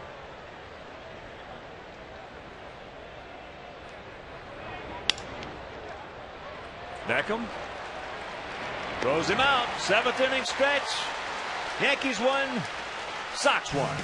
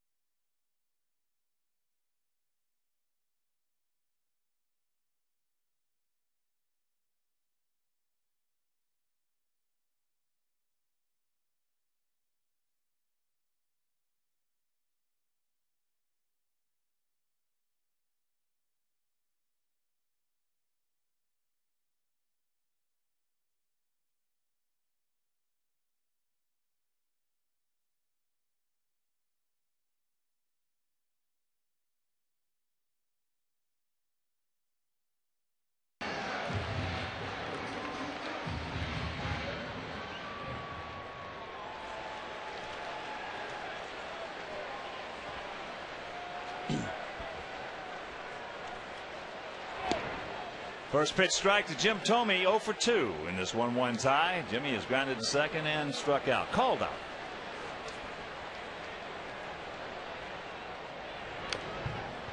Checks it up, and that's a fair ball. Slips down. What a break.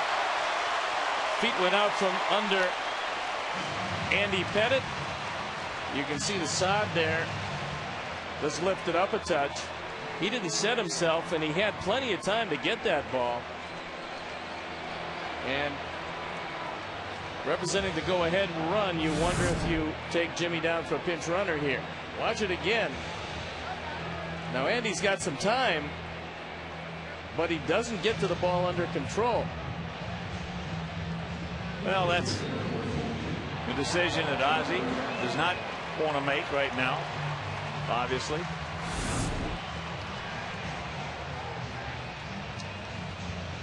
Because they only have one left-hander down in that bullpen.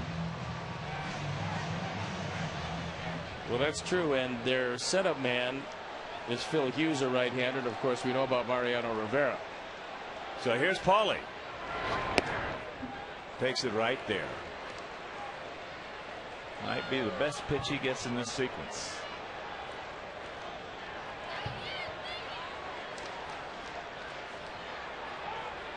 Paulie is singled and struck out.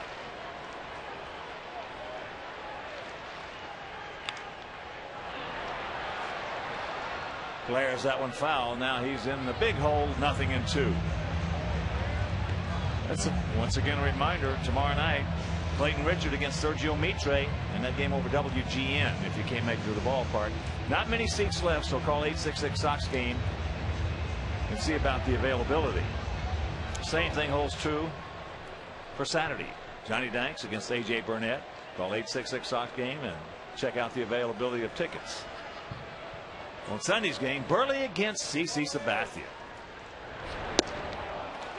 As Paulie goes down for out number 1. And start your day with the Monsters in the morning. Tomorrow, the Monsters have Bears president Ted Phillips in studio to talk about the upcoming season, plus cyclist Floyd Landis. Monsters in the morning with Mike North and Dan Jiggins tomorrow morning from 6 to 9 only on Comcast Sportsnet, fans' best friend. Let's see if make this error really hurt the Yankees. It's only their 57th error of the year.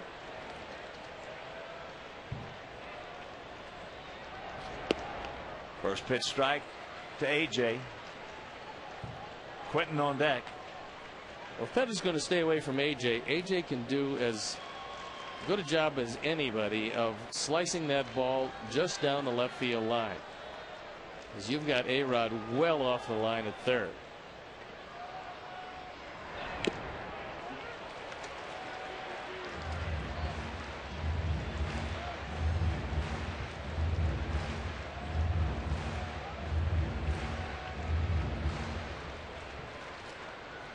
Bullpen up and going for the Yankees as this becomes pitch number 101 for Andy Pettit, who's averaged just over 6 innings per start. Line drive off the glove of Rodriguez. Play he should have made. Well, he was playing him in pretty good shape. I mean, he was well off the line, and that line drive goes as E5.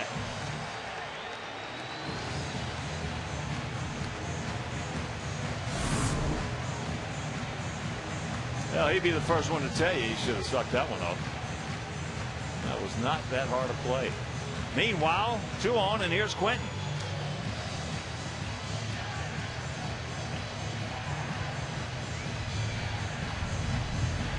Robertson and Hughes.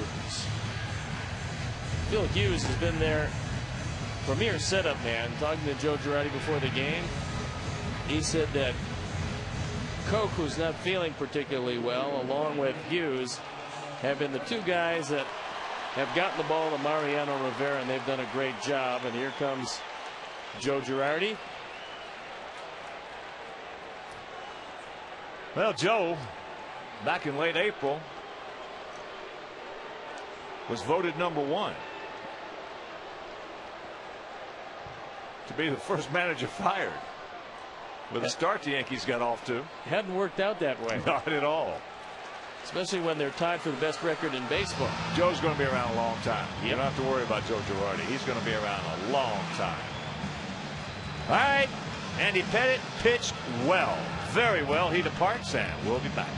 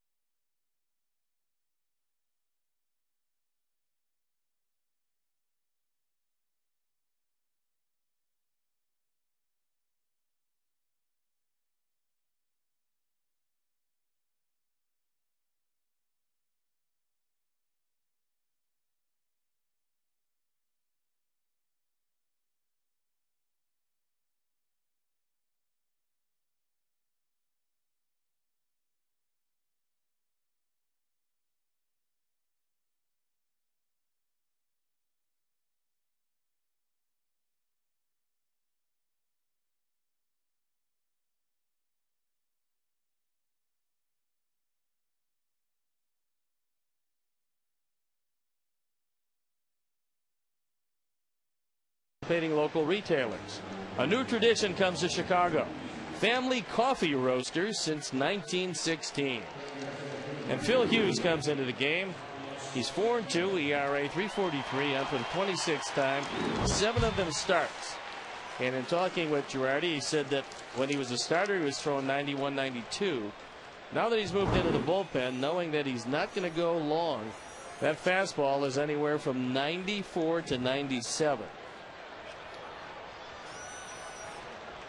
1 out, 2 on. Carlos Quentin 0 for 2.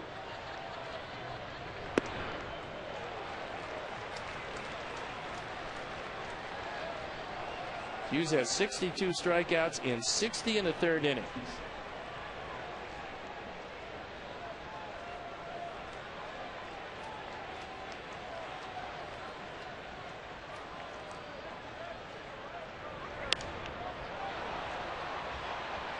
Got a good pitch to hit right there and couldn't do anything with it. Hughes, a big man, 6'5", 240. He's 23 years old. And every time the Yankees went to make a deal when they wanted to put something together, there was a couple names that they mentioned. Phil Hughes was always one of them. And another one was a young center fielder by the name of Austin Jackson. And every time the name of Jackson came up, Brian Cashman would hang up the phone. And it would have taken a whole lot to get Phil Hughes because they didn't want to move him. Big pitch right here, the 1-1.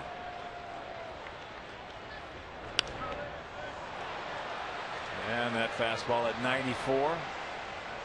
Souvenir right side.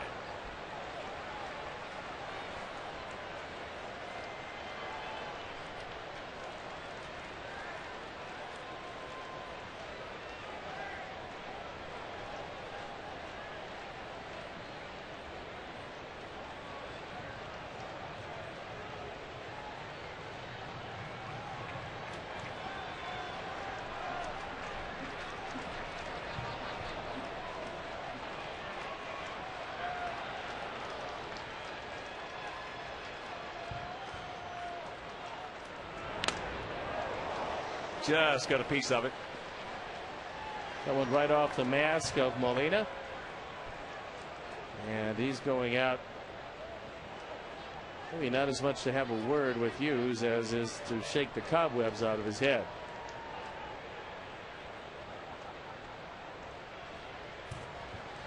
I think he broke his mask, is what it appears.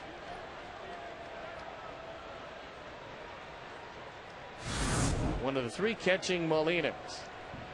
And he caught this one right in the head.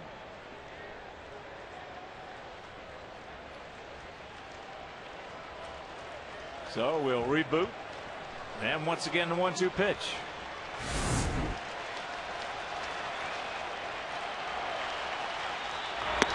Attaboy.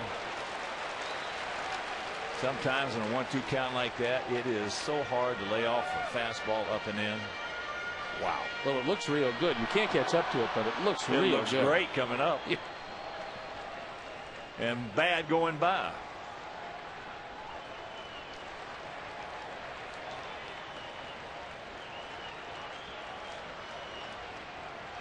Now time is called.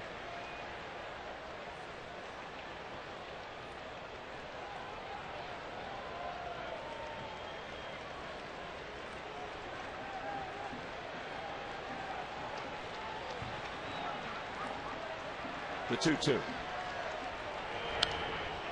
Oh, there it was. There it was. Well, Carlos got a fastball down where he could handle it. And unfortunately, he fouled it straight back. That is center cut right there.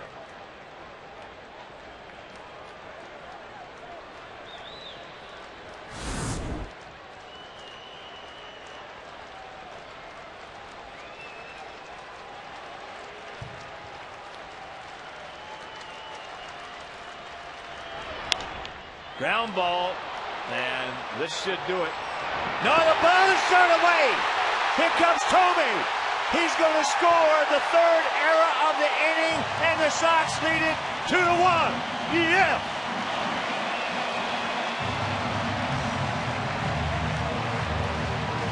That ball was hit so hard that you wonder why Cano rushed it.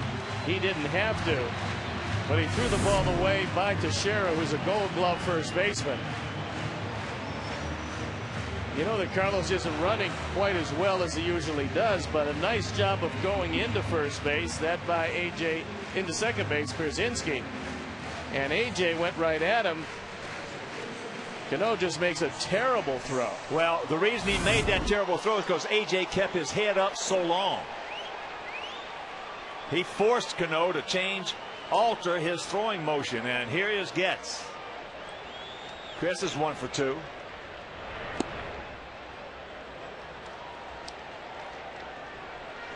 That's a terrific job by AJ, and he's taking a chance because if Cano wanted to, he could have put it right in his forehead. Watch how long his head stays up. Well, he made Cano throw the ball around him.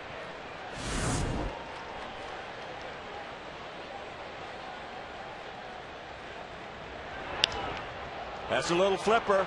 Damon was playing short. He's got room, makes the catch, and that'll retire the side. But the 3rd. Check that second. They gave AJ a base hit. 2nd error. Meanwhile, we'll go to the 8th. It is 2-1. Good guys.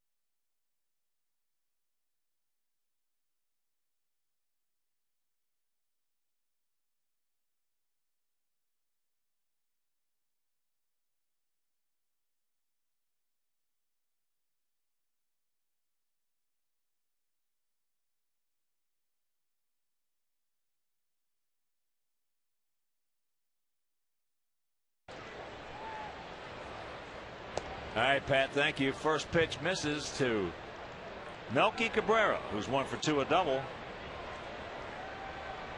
And nobody in the on-deck circle yet, so we'll see what Girardi decides to do. I guess it depends on what Melky does. 21 to count. Wayne Wise takes over in left field. So the night is done for Carlos Quentin.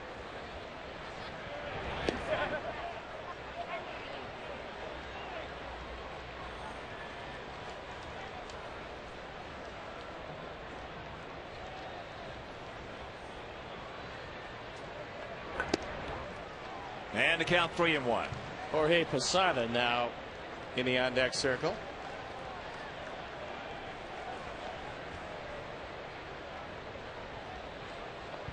Switch hitter will come on to hit for Jose Molina. A full count to Cabrera.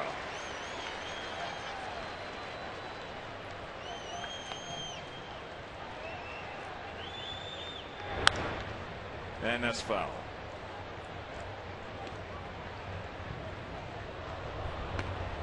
Matt Thornton throwing in the bullpen. New Papa.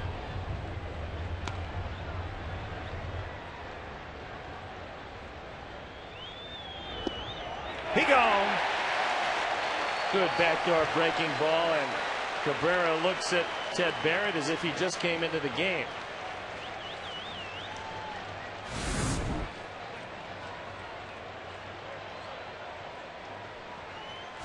AJ eases it over the corner. Been a strike all night. There's no reason for it not to be a strike in the 8th. He has been consistent. So here is the soon-to-be 38-year-old veteran Jorge Posada. Posada, a much better hitter from the right side, will be facing Gavin Floyd as a left-hand hitter. Now, all of his power comes, however, from the left side. Good breaking ball. Gavin, 9 strikeouts.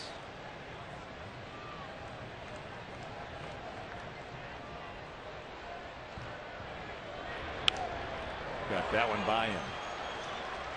Posada last year, 268 hitter. He was injured. 3 homers. Only 22 knocked in. But in 07, 338 with 20 homers and 90 RBIs.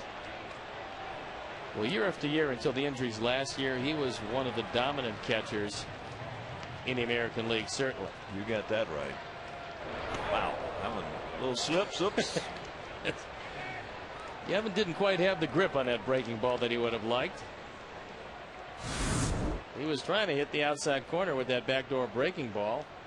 Instead, he threw it right at the U.S. Cellular sign. Looked like one of Lou Burnett's spitters. I thought that one just missed off the corner. 1-2 pitch.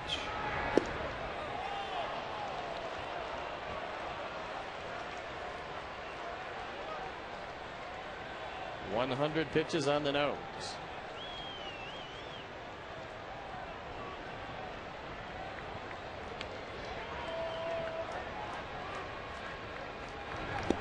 He gone. 10 punch outs. Gavin tried to throw 3 of them in that spot, and finally the third of 3 was there.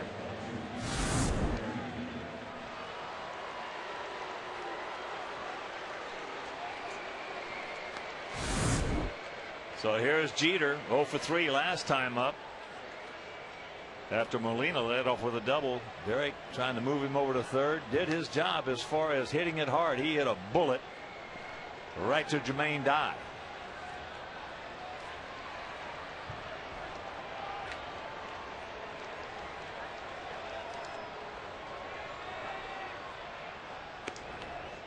It's up high.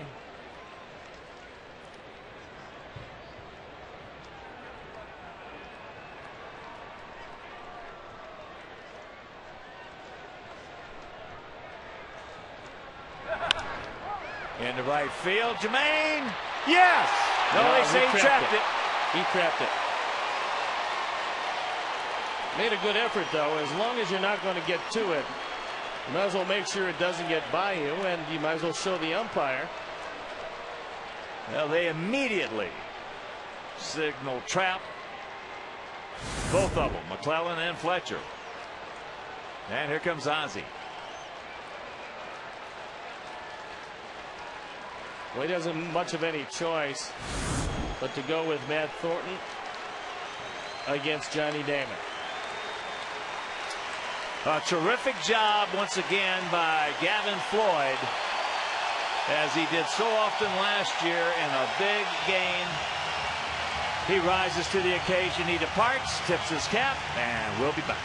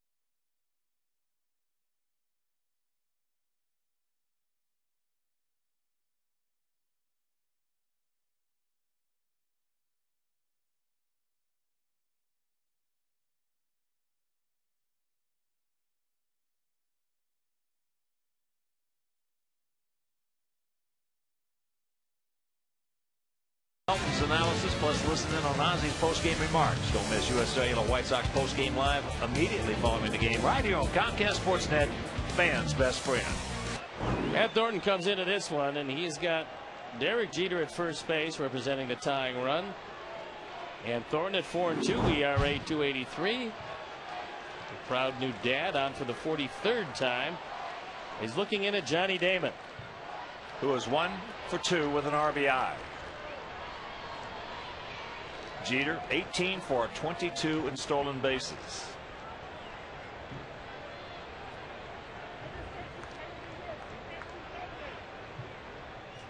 Jeter's the kind of base runner that usually doesn't try to steal them unless they really hurt you.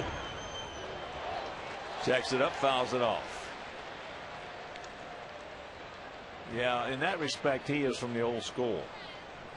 He's not going to steal a useless base. It doesn't really matter to him at this point. Louis Aparicio was of that ilk. He would not steal unless everybody in the ballpark knew he was going to be running, because it was a big, big run. Fakes the bunt, takes the ball, then the count 1-1.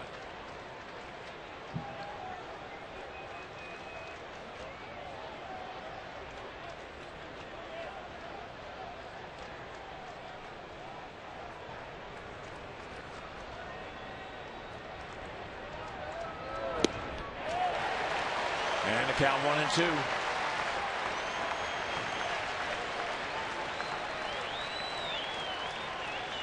One more of those sliders, and that should be about it for this at bat.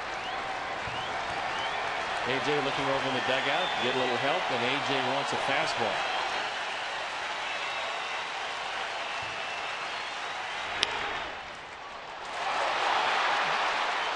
And that is slapped to left field. After making a guy look real bad on a slider, Thornton threw a fastball in the right spot, but because it wasn't moving away from Damon, he was able to get his bat on it, hit it in a perfect spot, and fortunately, getting to the ball quickly, Dwayne Wise making sure that Jeter had to stay at second base.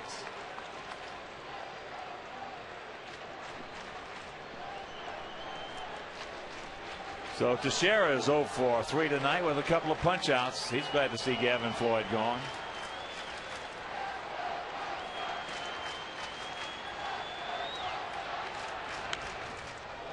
Big hat. And the count 0-1.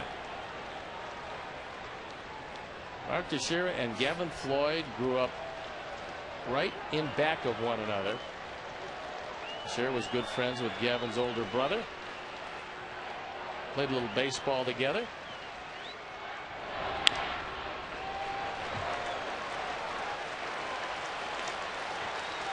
And the count 0-2.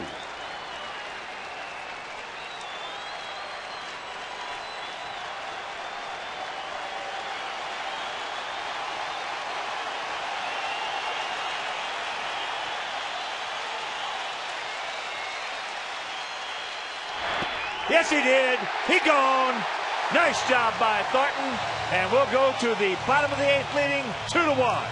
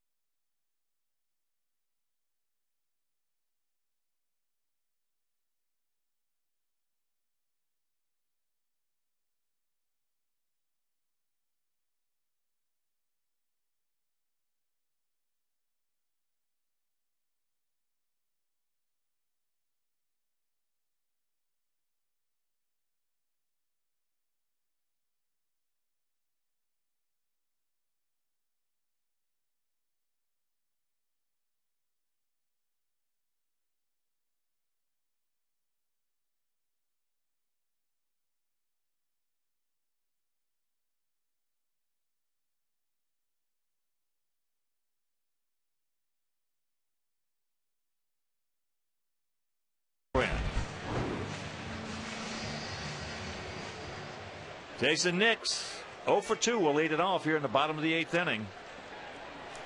Jorge Posada stays in the game behind the plate. Good eye by Beckham. Or check that Nix. Jason has struck out and grounded to third.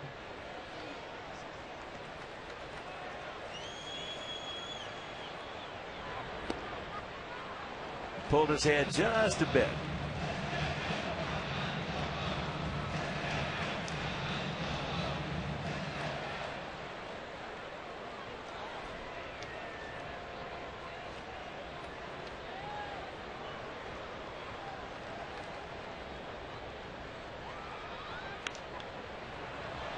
That one at 93. And the count 1-2. Tatse on deck and Beckham in the hole.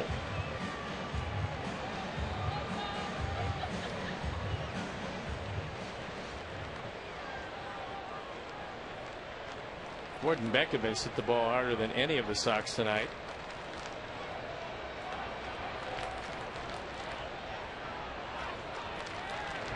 Breaking ball. 2-2.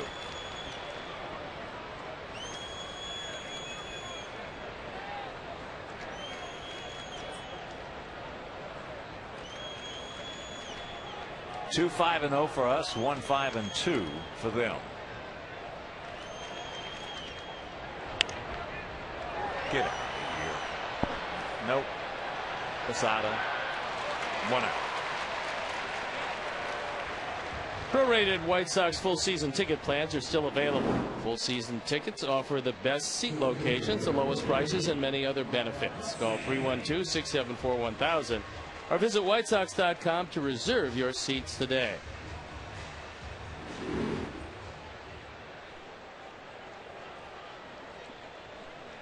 Here's Mark. He's 0 for 3. Outfield about the same as they have been the whole game for everybody. Spread out. They don't move around a whole bunch. Now on Getz, Damon did come in quite a bit, playing him very shallow. There's a strike. 1-1. They do shift in the infield though, and Jeter is playing right up the middle for Kotsay. Slips. 2-1. It's a good time for Mark to get his first hit as a member of the Sox. Set it up for Gordon Beckham.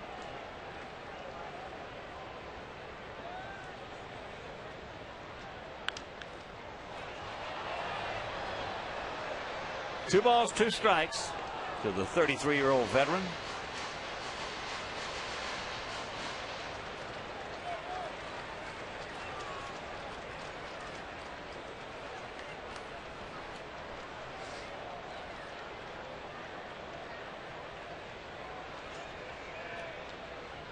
That ball hit hard. Get on back there. Buehrle right in front of the track hauls it in. They play so deep he didn't have to go very far or hard at all for that one. It's one of those nights where it's not quite as lively around the ballpark as we've seen it. We've seen a couple of shots die in the alley. Elkie Cabrera hit one earlier that I thought had a chance, but was a two-base hit. Then Molina hit one that one hopped out of the ballpark, and that one was hit hard. Breaking ball hangs high and in. For the Yankees in the ninth, Rodriguez, Matsui, and Swisher.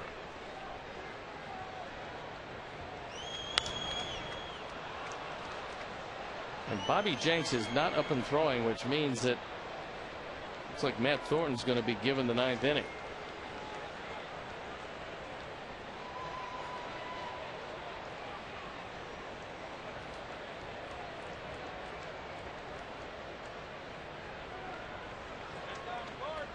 Too much time for Gordon, who backs it down.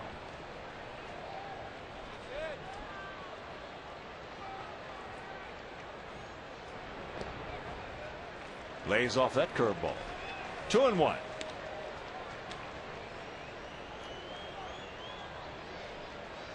Just tuning in, Sox 1 in the third. Yankees tied it 1 in the sixth. Sox 1 in the seventh.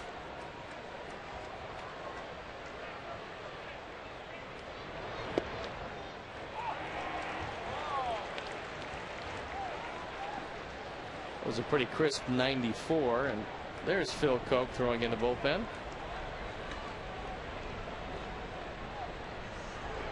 And the 2-2. 1-2-3 inning for Hughes. We'll go to the ninth, leading by a run.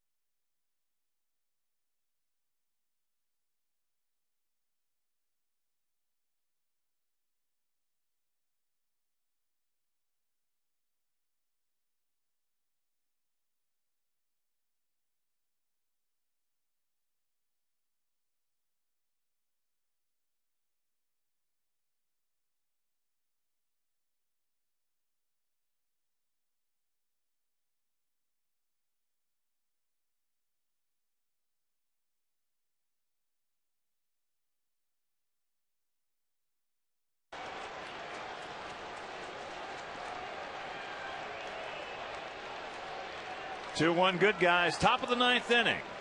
Rodriguez to lead it off. He's 0 for 3 with a couple of strikeouts. Takes first pitch strike.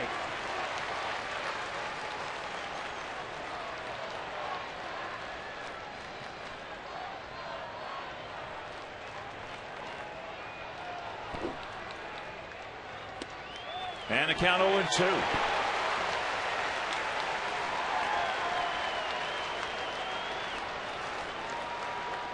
Over 3 lifetime against Matt Thornton. Matsui 0 for 6 in the on deck circle lifetime against Thornton. That's up high at 97.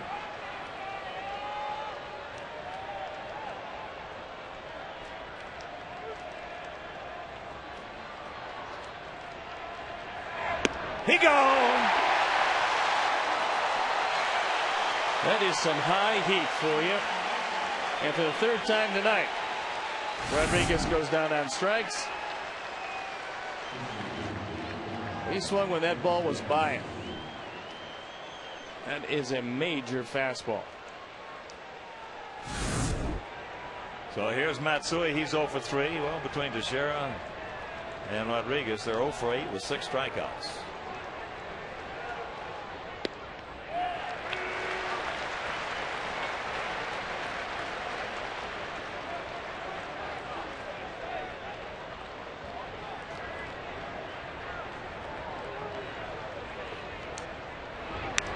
And the count 0-2. Well, Matsui, if he continues to swing at that ball face high, that's his best bolt, falling it straight back. And Nick Swisher is in the on deck circle. Now he's 2 for 6 lifetime against Thornton. Let's see how high he'll go after one. Yes, he indeed. goes. 2 down.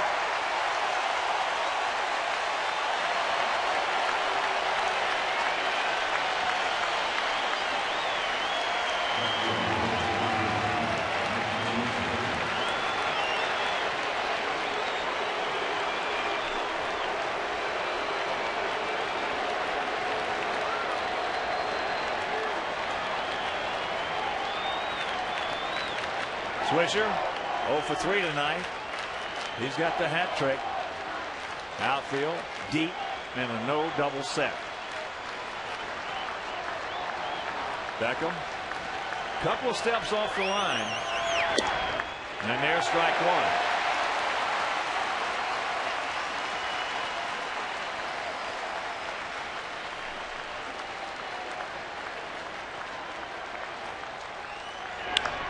That ball hit deep. And this game is tied at 2.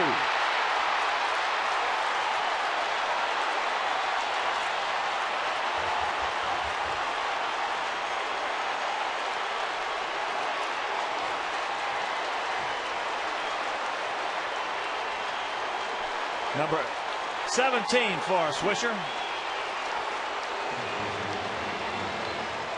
And Gavin Floyd will not get the victory.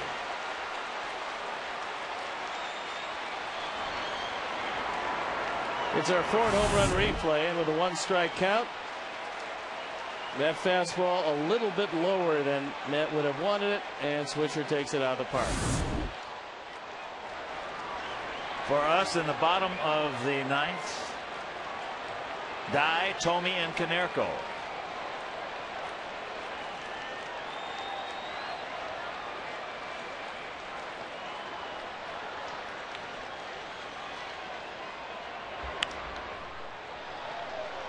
And the count 0-2.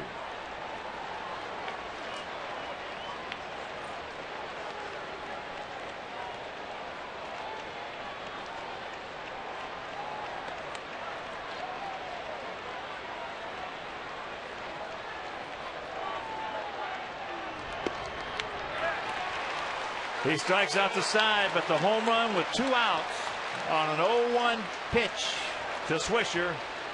And we'll go to the bottom of the 9th. Tie.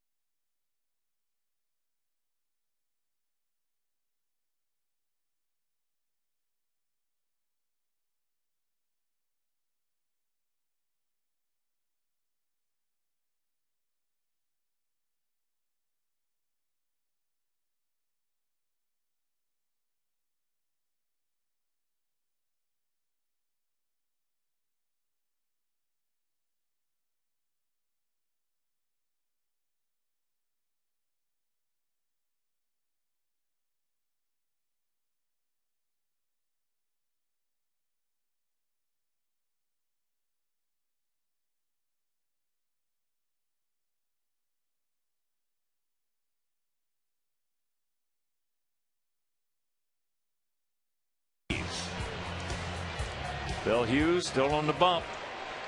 He came on back in the 7th in relief of Andy Pettit, who really pitched well tonight. Not as well as Gavin Floyd, but Gavin will not get the victory. So here is Jermaine Dye. First pitch strike. Jermaine is 0 for 3. He's grounded to third. He has gone out to left, and he's hit into a 4-6-3 double play. Hughes Tommy on deck. And Hughes came on in the 7th inning, and he's still here.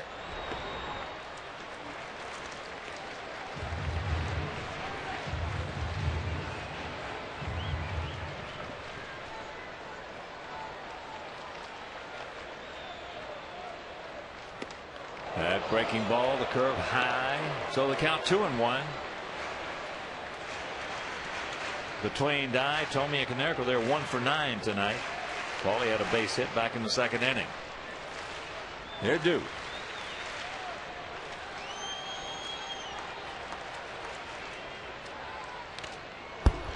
Takes the mask off Posada. Tough night for the Yankee catchers as Ted Barrett now goes out to put the ball right into Hughes' glove.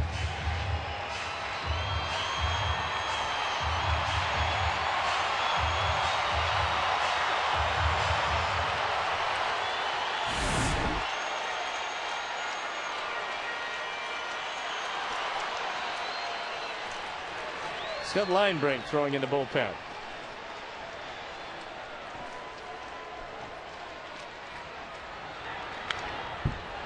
Big rip. Couldn't get on top of it.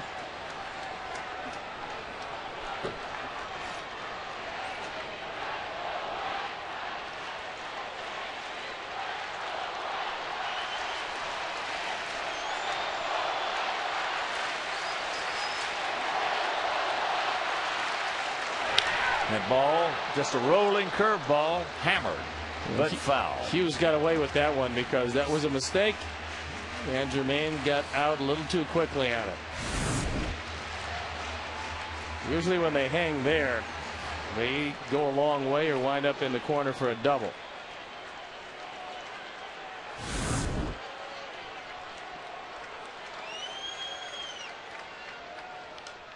Good pitch by Hughes. Good job by JD.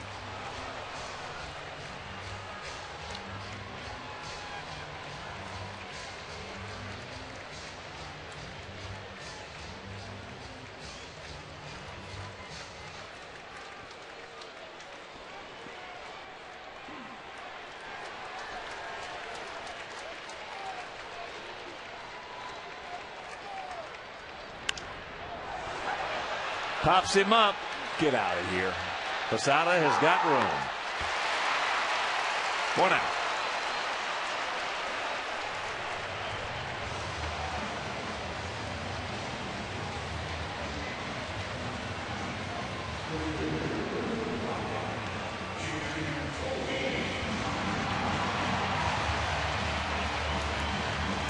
So here's Tommy. He has grounded to second, struck out, and reached on an arrow. Modified shift. Only person really, Cano out there in short right field. First pitch, fastball, strike at 94 in the outer half.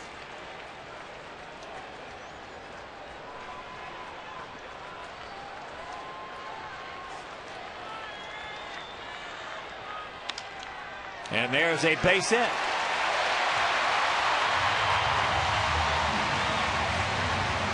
So now Posedny will run for him. Now if they would have used the shift that most teams use on him, that would have been right at shortstop Jeter. But he was on the third base side of second. And Cano was playing him as a dead pull hitter, so there was nobody home on the right side. And Jim will exit to a big hand. Scott Posednik will come on.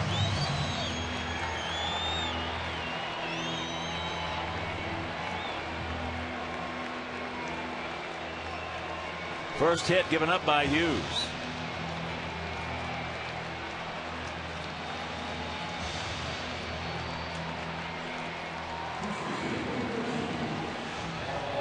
First and third in Paulie.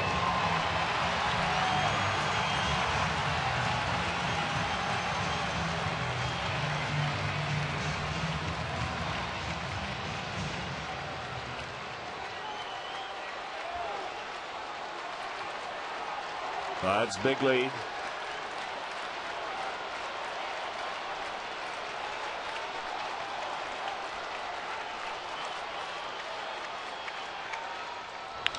And there's a base hit. So Pods will pull up at second. And that'll bring up AJ.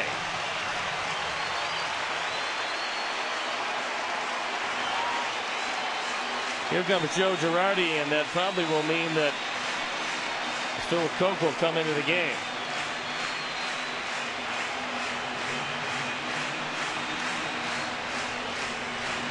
He has made the sign.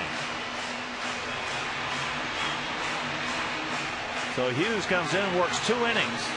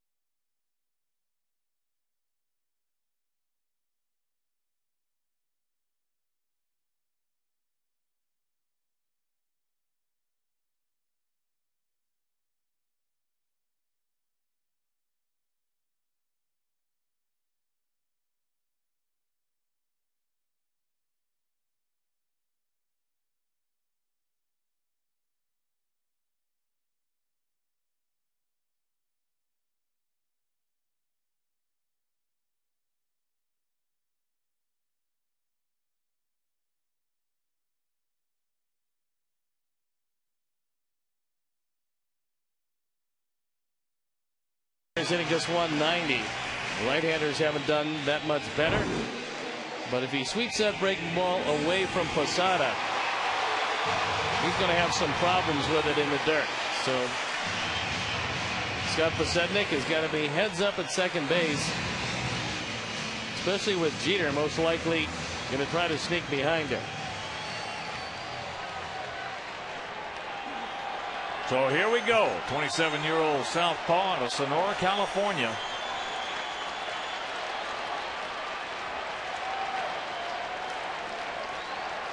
Outfield now comes in a bit. And that's way outside.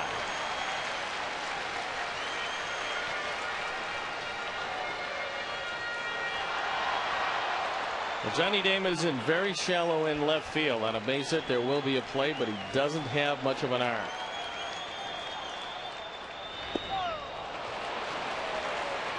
Wow, swing by AJ way out of the strike zone.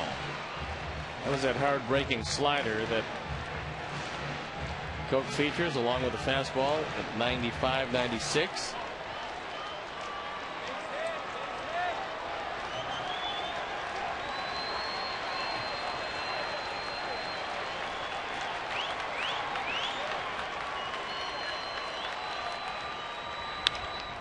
And that's popped up.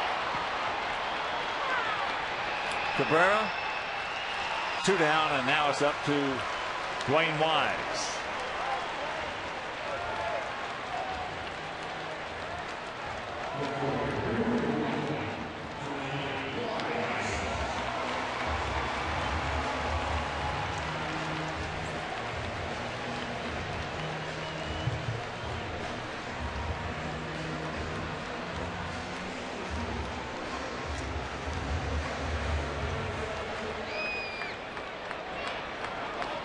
Wayne has faced Koch 1 time.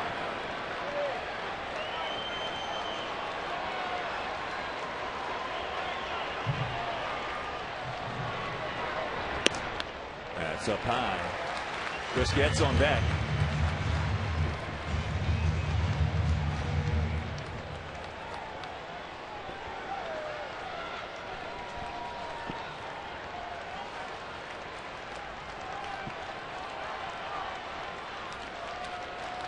Right here, D-Wise. And the count 2-0.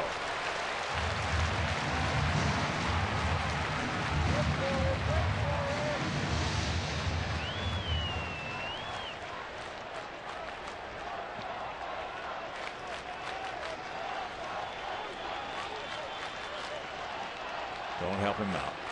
Keyholer.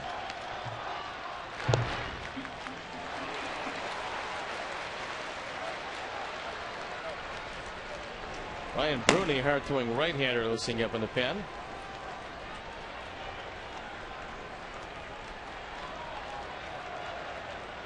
Damon over towards the line and left. Gap out there. Big gap in left center.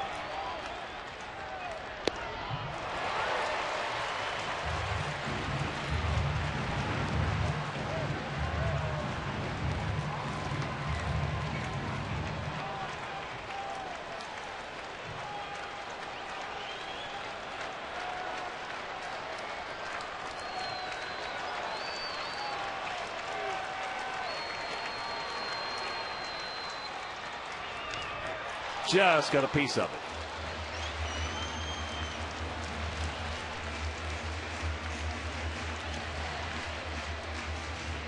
Two on, two out. 2 balls, 2 strikes here in the bottom of the 9th in a 2-2 tie.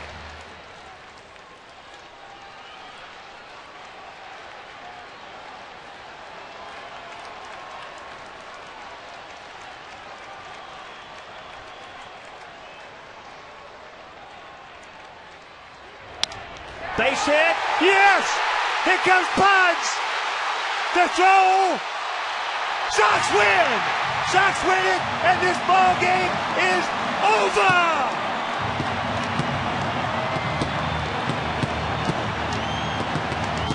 Wise with a clutch single knocks in Scotty Pods.